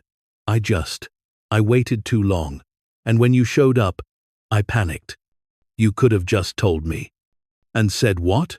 That I had a verbal promise from a dead man? Who would believe that? He shook his head. I made a mistake. I know that. But I worked for that family for 40 years.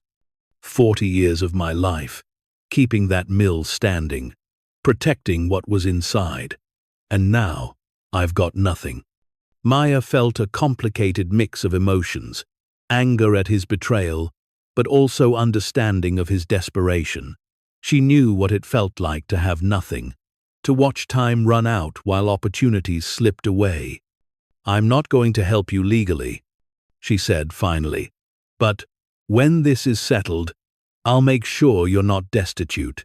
It won't be what you hoped for, but it'll be something.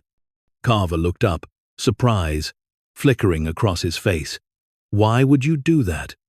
Because I understand what desperation makes people do.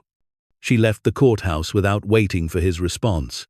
The federal authentication process took 3 weeks. Teams of experts examined the certificates, cross-referenced serial numbers with Treasury records, analyzed the paper and ink composition, and verified every detail against historical archives. The vault remained unopened during this time, its contents still unknown, a source of speculation that grew more intense with each passing day. Maya tried to maintain normalcy for Sofia and Elena.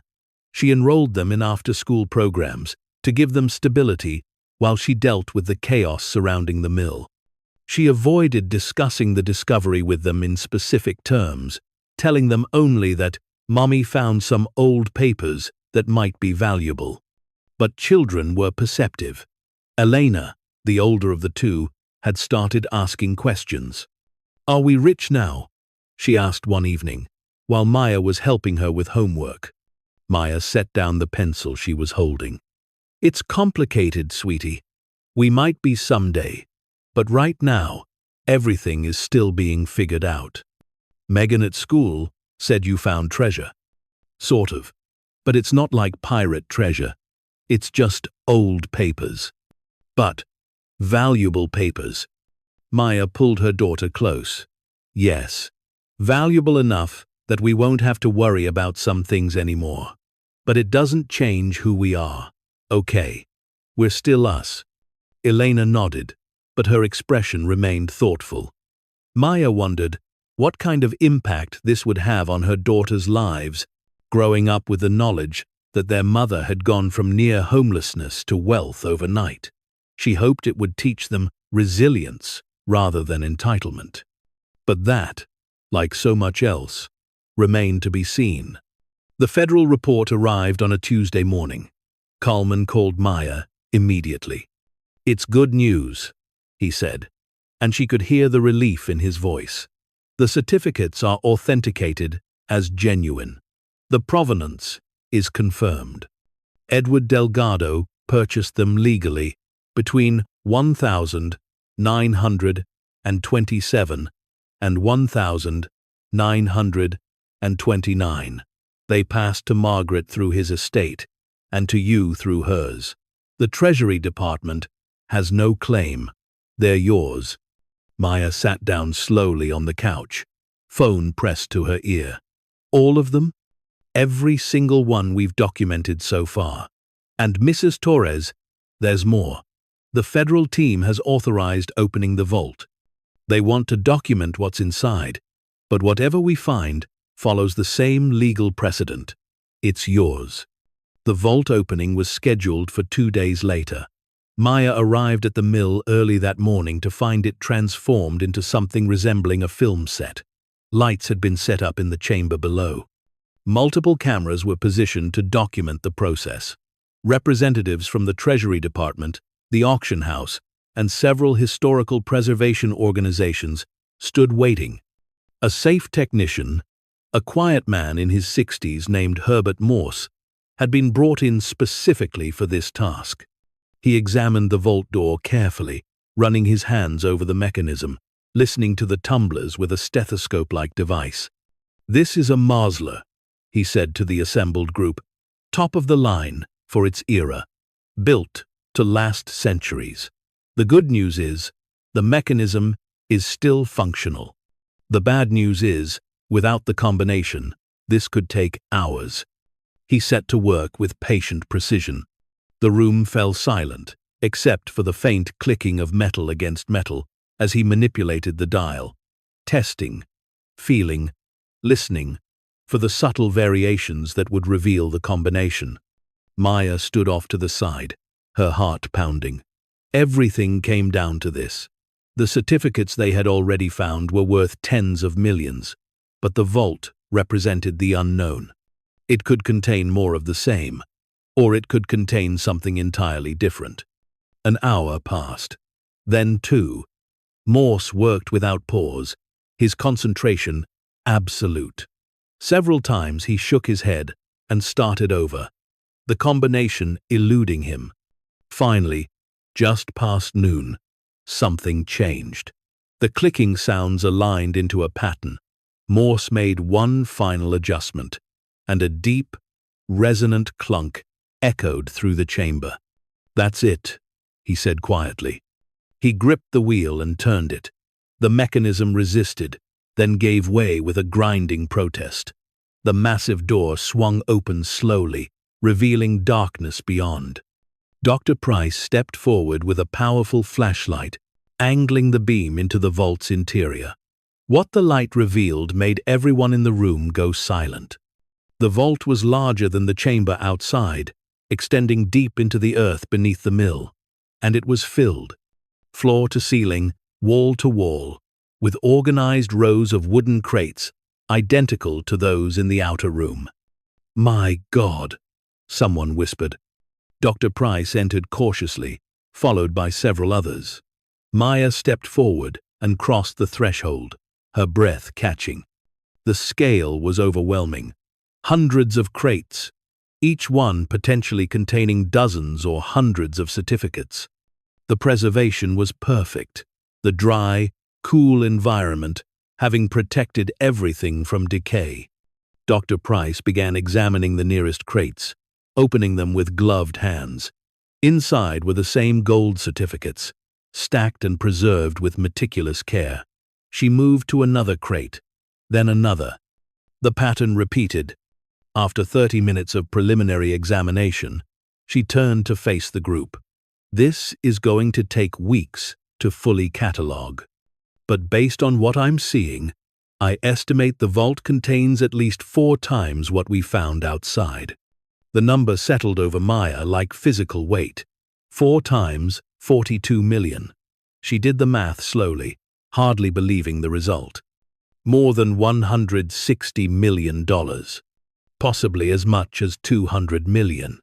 The room erupted in controlled chaos as officials began documenting, photographing, and planning the massive undertaking of cataloging the vault's contents.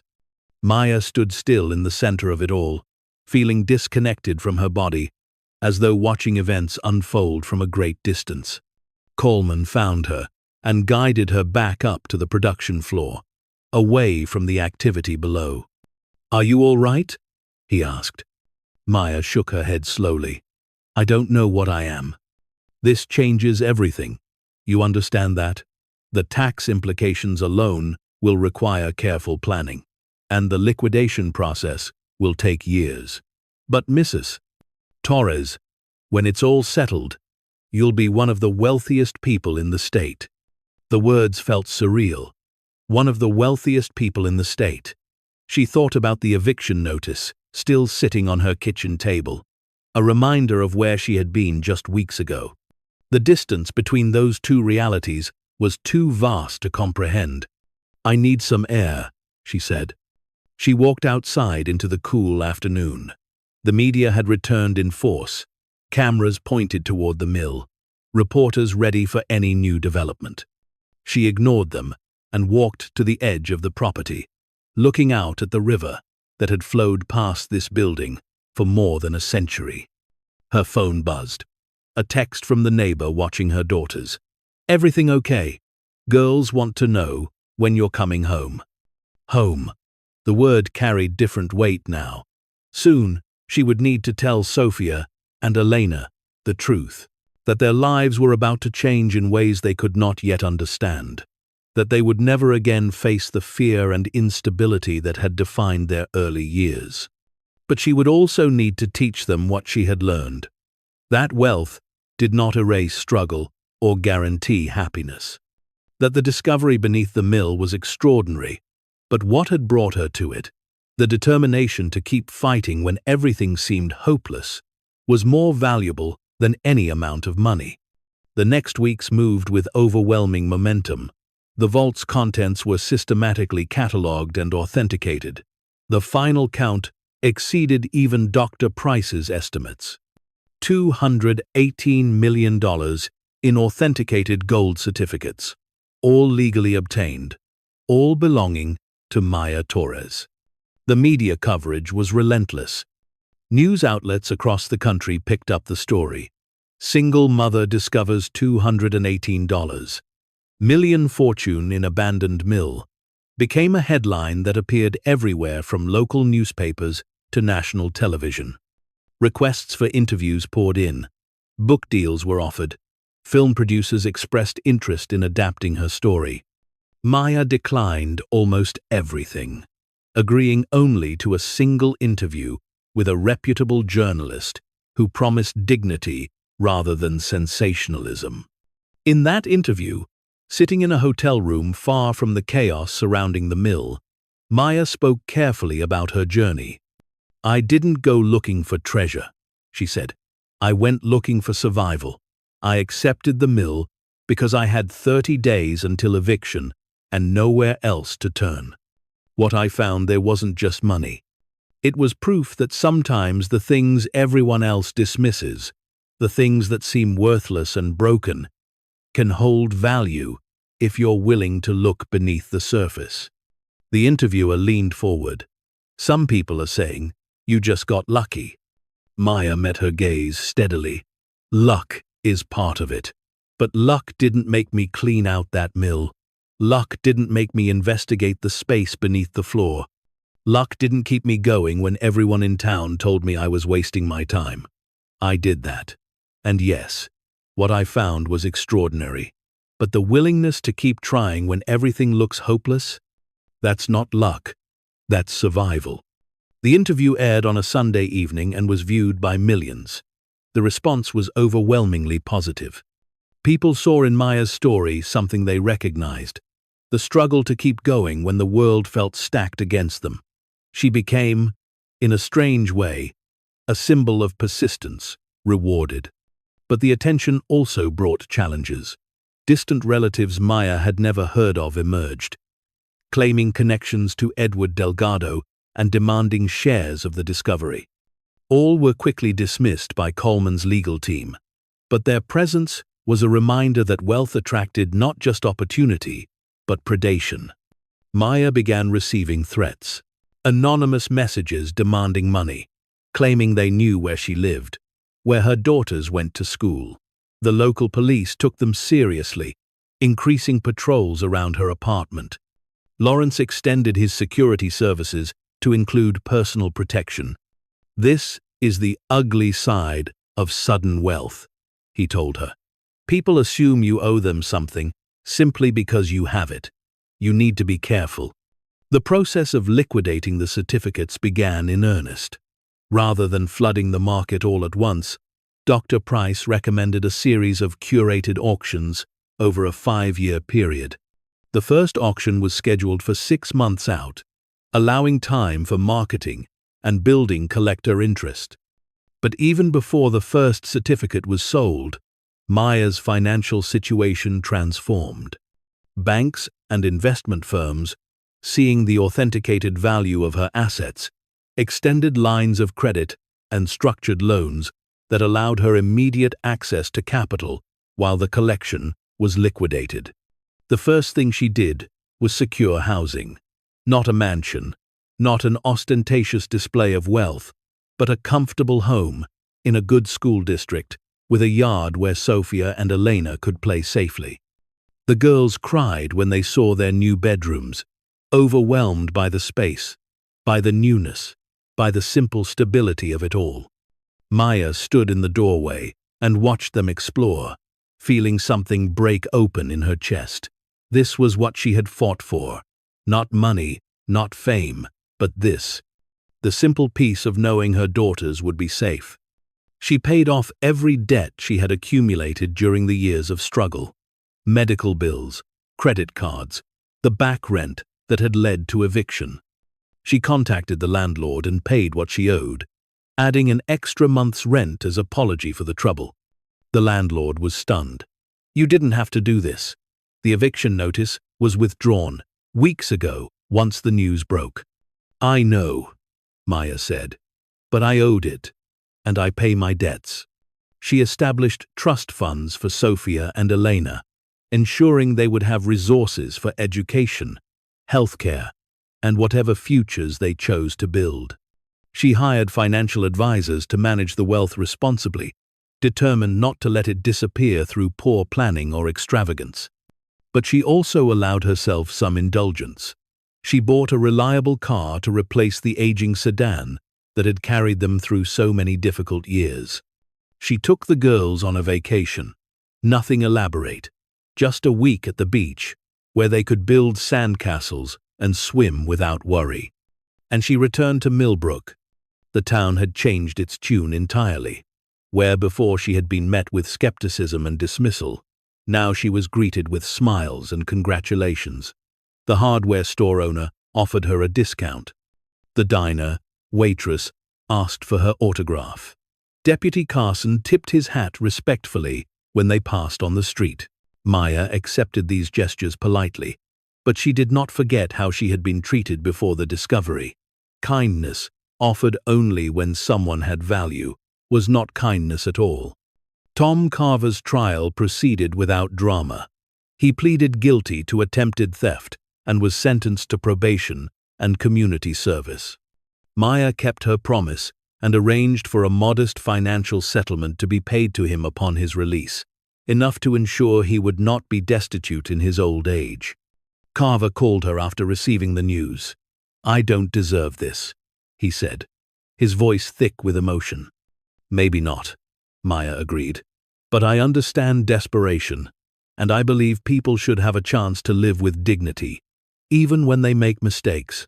The mill itself became a point of community interest. Maya decided not to demolish it or sell it immediately.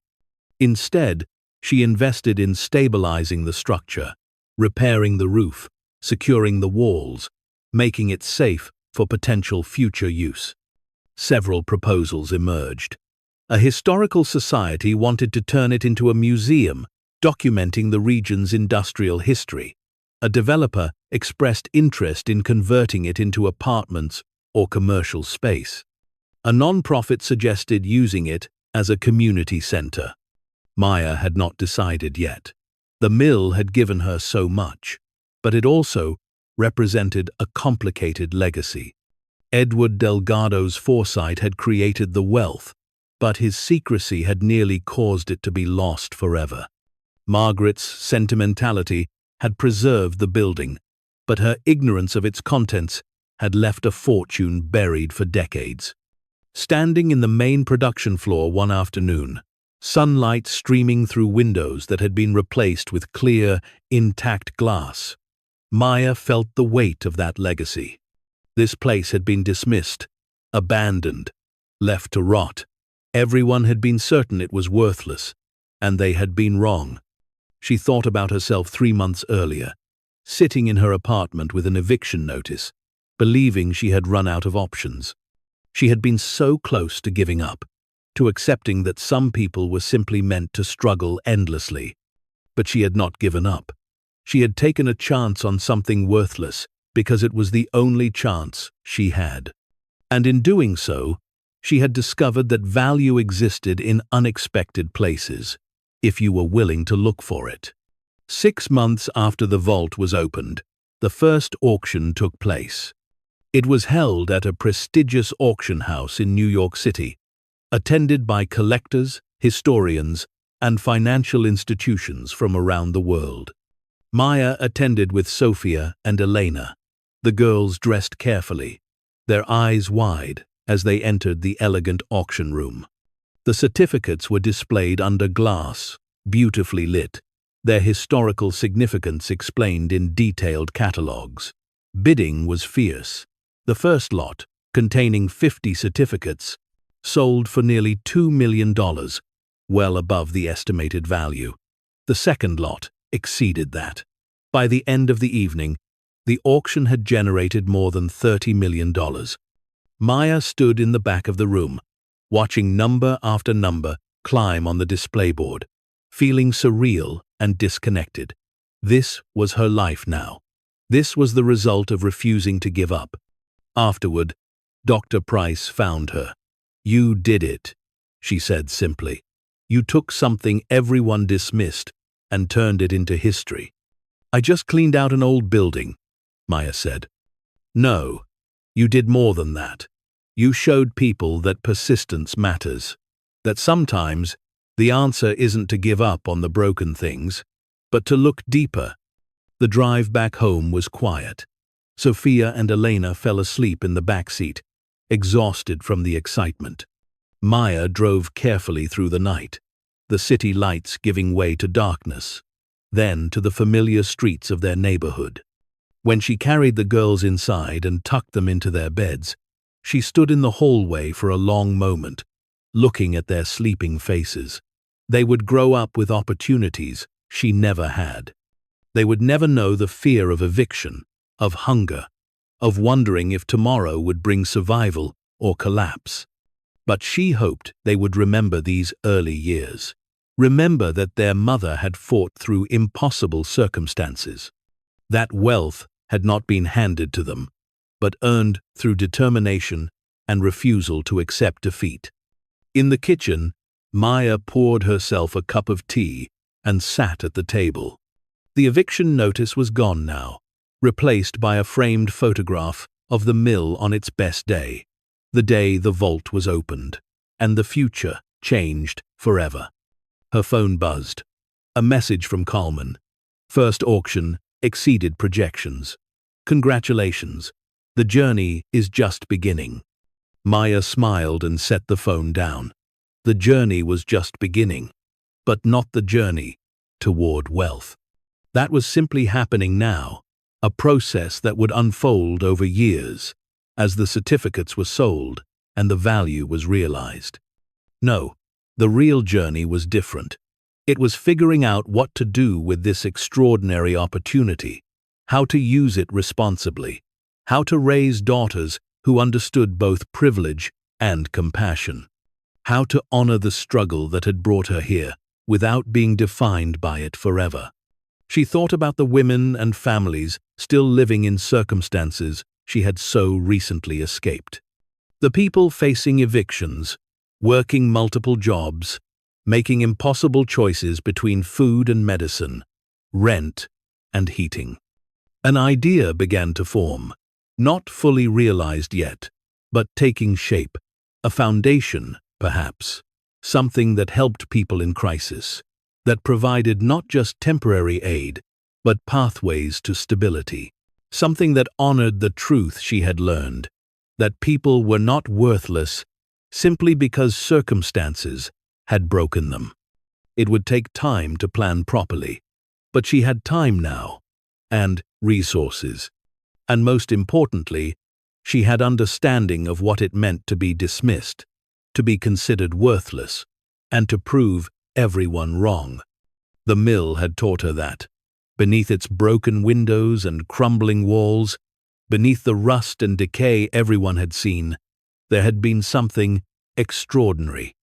Not because it was perfect, but because someone had been willing to look past the surface. Maya stood and walked to the window, looking out at the quiet neighborhood, at the life she had fought so hard to secure.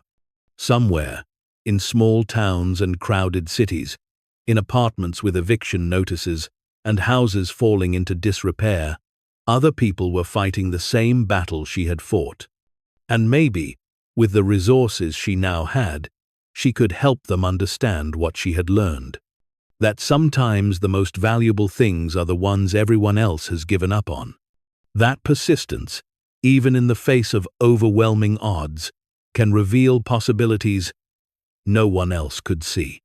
And that you were never as worthless as the world tried to make you believe.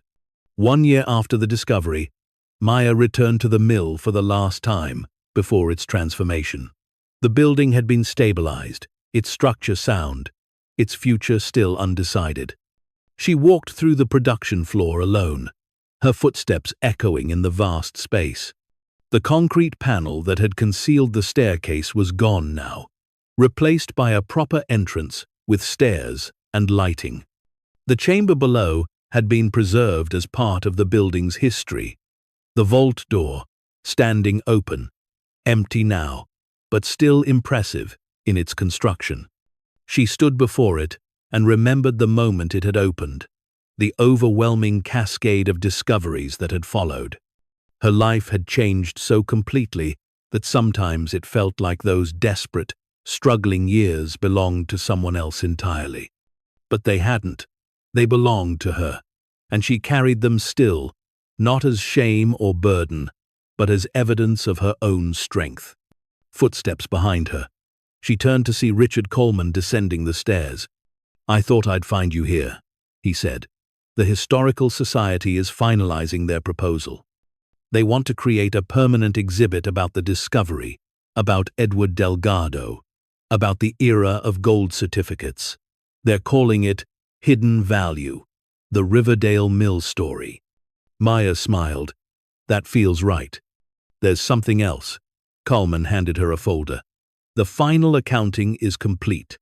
After taxes, after all expenses, after the trust funds and the foundation you established, your net worth is approximately $147 million. The number was still impossible to fully comprehend. But Maya had stopped trying. The money was real. The opportunities it created were real, but they were not what defined her. "Thank you, Richard, for everything. Thank you for trusting me with this. It's been the most extraordinary case of my career." After he left, Maya remained in the chamber for a long time. She thought about Margaret Delgado, who had held on to this building out of love and memory, never knowing what it contained. She thought about Edward, who had prepared for an uncertain future with such thoroughness that his legacy had survived decades of forgetting. And she thought about herself, the woman who had arrived here with nothing but desperation and stubborn hope, who had looked into darkness and found light. As she climbed the stairs back to the production floor and prepared to leave, Maya whispered a quiet thank you to the mill, to the people who had built it, to the circumstances that had brought her here. Then she walked out into the sunlight, leaving the past behind, and moved forward into a future that was hers to define. Epilogue. 3 years later, Maya stood on a stage at a community center in the city, addressing a crowd of people who had come to hear her speak. Sofia and Elena sat in the front row, now 10 and 12, watching their mother with pride. "When people ask me about finding the gold certificates," Maya said, "they usually want to know about the moment of discovery. The drama, the excitement, the sudden transformation. And yes, those moments were extraordinary. But they weren't the most important part of the story. The most important part was everything that came before. The years of struggle, the determination to keep going when every rational voice said to quit. The decision to accept an inheritance everyone said was worthless because it was the only option I had left. Those choices, made in desperation and hope, those were what led to discovery. Not luck, though luck played a role. Not intelligence, though I did my best. What led to discovery was the refusal to believe that I, or my daughters, or the mill, were as worthless as everyone said we were. Today, the foundation I established helps hundreds of families facing the same circumstances I faced. We provide emergency housing. We assist with debt relief. We offer pathways to stability for people who have been dismissed by every other system. We do this because I remember what it felt like to be invisible, to be considered broken beyond repair. And I want you to know, if you're struggling right now, if you feel worthless or forgotten or abandoned, you are not. You hold value. Your life holds value. The circumstances that broke you do not define your worth. Sometimes, like that mill, you just need someone willing to look beneath the surface, to see past the rust and decay to the extraordinary things you're capable of becoming. Don't give up. Don't accept the world's judgment of your value.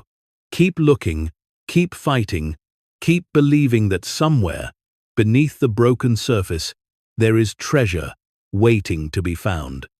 Because there is. I promise you, there is. The applause was warm and sustained.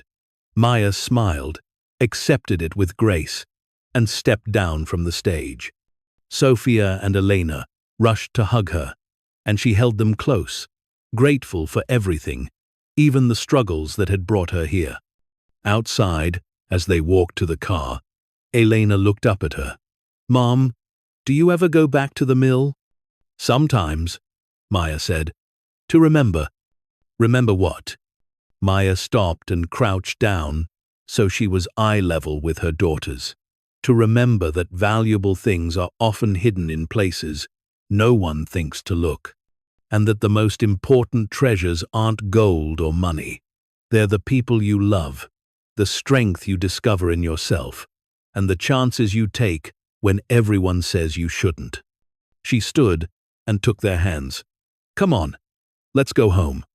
They walked together into the evening, three people whose lives had been transformed by a discovery that began with desperation and ended with hope. Behind them, the sun set over a city filled with other people fighting their own battles, searching for their own hidden treasures. And somewhere, in the quiet corner of Millbrook, the old Riverdale Textiles mill stood strong and restored, a monument not to wealth, but to the enduring truth that sometimes the things everyone dismisses hold the greatest value of all. You just have to be willing to look. The foundation Maya established, officially named the Hidden Value Initiative, became operational 18 months after the vault was opened. She had worked closely with non-profit consultants, legal experts, and social workers to create something that addressed the specific gaps she had experienced during her own crisis. The organization focused on three core areas: emergency housing assistance for families facing eviction, micro-grants for people trying to escape poverty through education or small business development, and legal aid for those navigating complex bureaucratic systems without resources. It was not charity in the traditional sense. It was intervention at the precise moment, when a small amount of help could prevent total collapse.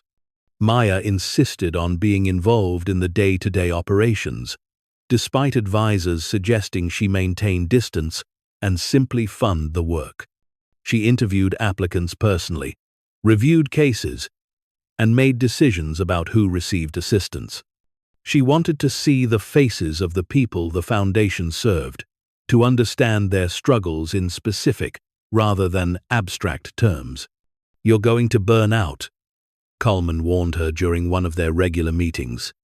"You can't carry every case personally." "I'm not trying to carry them," Maya replied. "I'm trying to see them.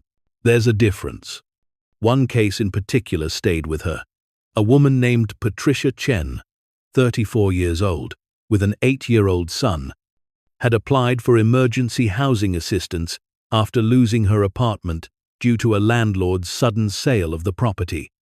Patricia worked full-time as a nursing assistant, but could not afford the security deposits and first month's rent required for a new place, while also covering her current expenses.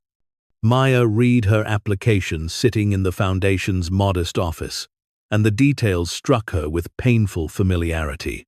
The careful budgeting that left no room for emergencies. The impossible math of trying to save money when every dollar was already allocated. The exhaustion that came from working constantly, yet never getting ahead.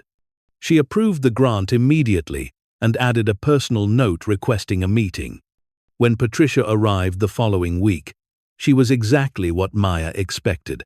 Tired, guarded, trying to maintain dignity while asking for help. "Thank you for coming," Maya said, gesturing to a chair across from her desk.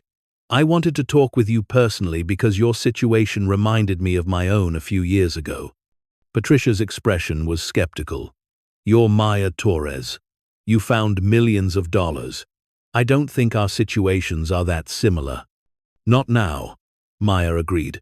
"But 3 years ago, I was exactly where you are. Eviction notice, impossible choices, no safety net. I know what it feels like to stand on that edge." She told Patricia her story, not the sanitized version that appeared in media coverage, but the real one. The nights lying awake, calculating bills. The fear every time the phone rang that it would be another creditor. The shame of having to ask neighbors to watch her children because she could not afford childcare. The constant, grinding anxiety that permeated every moment. Patricia listened, her skepticism gradually softening. "How did you survive it? Before the discovery? I kept moving forward, not because I was strong or special, but because stopping meant my daughters suffered more. And I got lucky, extraordinarily lucky. But luck only matters if you're still standing when it arrives." Maya approved not just the emergency housing grant, but additional support for childcare and a connection to a job training program at a local hospital that could advance Patricia's nursing career. It was more than the standard foundation assistance, but Maya had the resources to be generous. 6 months later, Patricia sent Maya a letter. She had completed the training program, received a significant raise, and moved into a permanent apartment she could afford comfortably. But more than the practical improvements, she wrote, the interaction with Maya had changed something fundamental in how she saw herself. "You treated me like I mattered," Patricia wrote, "not like a charity case or a problem to be solved, but like someone whose struggles were legitimate and whose dreams were worth investing in." That changed everything. Maya kept the letter in her desk drawer and reread it whenever she doubted whether the foundation's work mattered.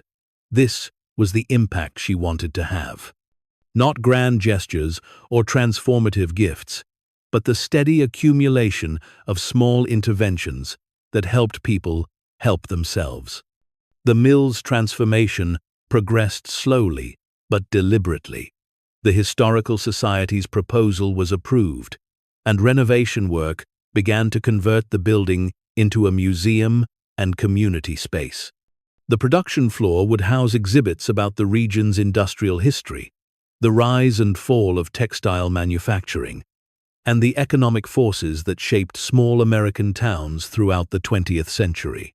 But the centerpiece would be the vault itself, preserved exactly as it had been found, with explanatory materials documenting the gold certificate discovery and its historical significance.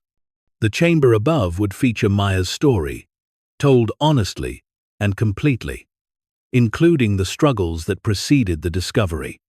Maya worked closely with the museum curators, insisting that the exhibit not romanticize poverty or suggest that her outcome was typical or achievable for everyone.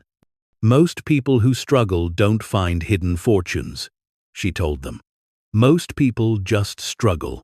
I want visitors to understand that my story is extraordinary, precisely because it's so rare. The real lesson isn't that treasure is waiting for everyone.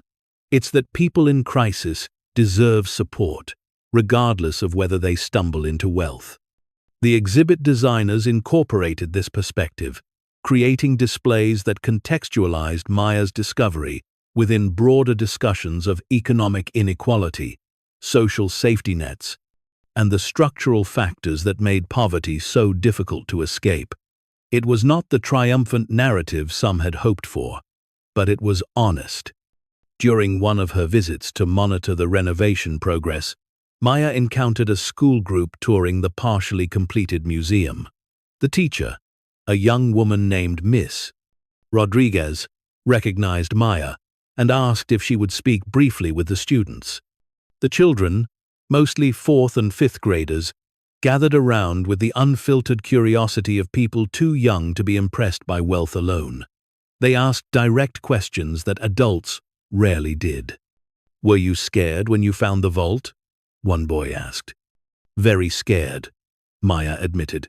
"I didn't know what was inside, or whether it would help or hurt me." A girl raised her hand. "My mom says you got lucky. She says most poor people don't get lucky." Maya knelt down to the girl's level. "Your mom is absolutely right. I did get lucky. Most people in my situation don't find treasure. They just keep struggling. That's why it's so important that we help each other, that we build systems that support people even when they don't get lucky." "Is that why you started your foundation?" another student asked. "Yes, because I remember what it felt like to need help and not have it. And I don't want other people to feel that way if I can prevent it."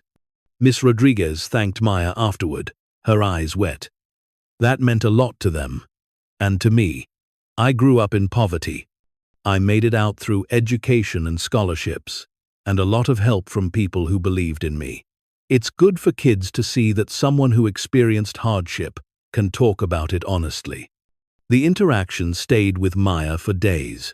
She realized that part of her responsibility, perhaps the most important part, was not just distributing resources but changing narratives. The story of poverty in America was too often told as a moral failure rather than a systemic problem. Her platform, born from extraordinary circumstances, gave her a voice that could challenge those narratives. She began accepting more speaking engagements, not for personal gain, but to advocate for policy changes. She testified before state legislative committees about the need for stronger tenant protections and eviction prevention programs. She wrote op-eds about the inadequacy of social safety nets. She used her story not as inspiration porn, but as evidence of how many people fell through cracks that should not exist. The backlash was inevitable. Critics accused her of ingratitude, of forgetting that her wealth came from luck rather than policy. Conservative commentators suggested she was a hypocrite for criticizing the system that had allowed her to keep her fortune. Some of the people who had initially celebrated her discovery now dismissed her advocacy as political grandstanding. Maya absorbed the criticism without retreating.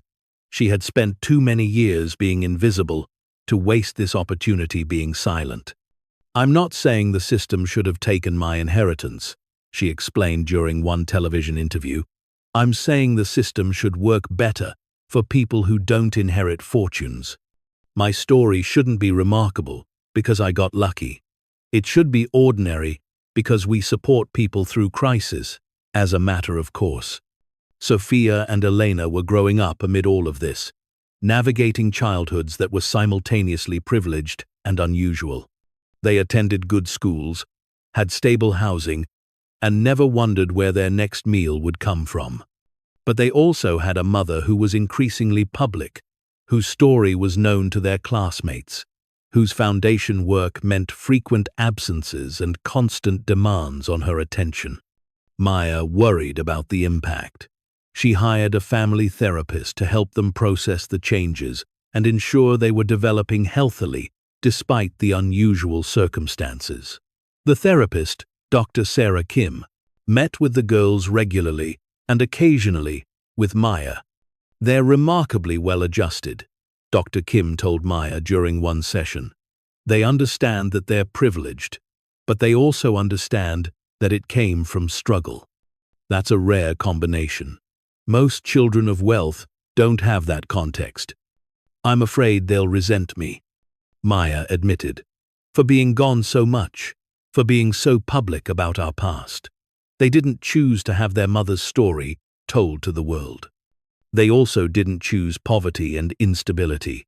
You gave them something better, that they understand where it came from and why you're working to help others. That's a gift, not a burden. Elena confirmed this during a school project where she had to interview a family member about a significant life event. She chose to interview Maya about the mill discovery, but her questions focused not on the treasure itself, but on the period before. What was the hardest part? Elena asked, recording on her phone. Maya thought carefully. The hardest part was feeling invisible. Like we didn't matter to anyone, like our struggles were just statistics rather than real lives. That feeling of not being seen, that was worse than the poverty itself. Is that why you started the foundation? Yes, because I remember what it felt like to be invisible, and I never want anyone else to feel that way if I can help it. Elena's project earned an A and was selected for the school's exhibition night. Maya attended and watched parents and students read her daughter's presentation, which included not just the discovery story, but the context of struggle that preceded it. Several parents approached her afterward. "Thank you for being honest about the hard parts," one mother said. "Most people with your resources wouldn't talk openly about poverty. It means something that you do." The Mill Museum opened to the public on a bright Saturday morning in October, exactly 3 years after Maya had first discovered the hidden chamber.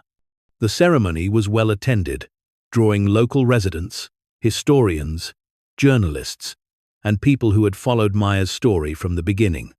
Maya stood before the crowd, Sofia and Elena beside her, and delivered remarks she had written and rewritten dozens of times. "This building represents many things," she began. "Industrial history, economic change, the rise and fall of American manufacturing. But to me, it represents something more personal. It represents the moment when I stopped being invisible. 3 years ago, I came here desperate and afraid. I had 30 days until eviction, less than $1,000 to my name, and 2 daughters depending on me to somehow keep us afloat. This building was supposed to be worthless. Everyone told me so. The town, the real estate agents, even my own doubts. But I looked anyway. Not because I was confident or brave, but because I had no other choice. And what I found beneath the surface changed everything. Today, this museum opens not just to tell the story of gold certificates and hidden wealth, but to remind us all of an important truth. Value exists in places we often refuse to look. In broken buildings, in struggling people, in communities everyone has written off as beyond saving.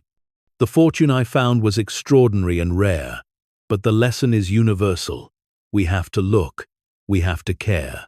We have to refuse to accept that anything or anyone is truly worthless. My hope is that everyone who visits this museum leaves not just knowing my story, but questioning their own assumptions.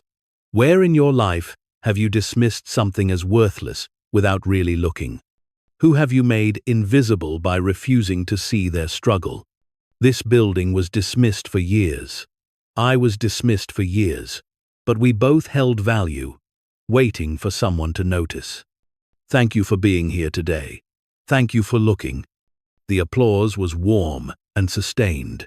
The ribbon was cut, and visitors began flowing into the museum, exploring the exhibits, reading the stories, standing before the open vault door that had revealed so much. Maya watched them, feeling a complex mixture of pride, exhaustion, and quiet satisfaction. This chapter of her life was closing. The story of the discovery transitioning from personal experience to public history. Soon, it would belong not to her, but to everyone who learned from it. As the crowd thinned and afternoon turned to evening, Maya walked through the museum one final time. She descended the stairs to the vault chamber, now beautifully lit and explained by informational plaques. She stood before the massive door and placed her hand on its cool metal surface.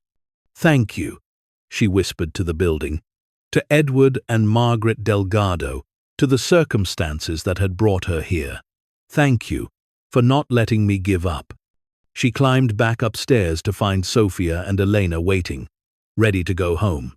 They took her hands, one on each side, and together they walked out of the mill into the golden light of evening. The discovery had changed their lives completely. But what Maya valued most was not the wealth itself, but what it had allowed her to become: visible, purposeful, and committed to ensuring that others received the help she had so desperately needed. The mill stood behind them, no longer forgotten or dismissed, transformed into something that served the community and told a story that needed telling. And Maya walked forward into a future she had built, not just with luck, but with persistence, courage, and the refusal to believe she was as worthless as the world had tried to convince her she was. That refusal had saved her life. And now, through the foundation, through her advocacy, through her willingness to remain visible and vulnerable, she was working to save others. The journey that had begun with an eviction notice and a desperate decision had led somewhere she never could have imagined. But the most important discoveries, she understood now, were not the certificates in the vault. They were the truths she had learned about herself, about value, about the importance of looking beneath the surface and refusing to accept easy dismissals. Those discoveries would last far longer than any fortune, and they would shape not just her life, but the lives of everyone she touched going forward. Thank you so much for watching until the end. If you loved this story, check out the other videos on your screen now. I think you'll really enjoy them. And don't forget to subscribe if you haven't already. See you in the next story.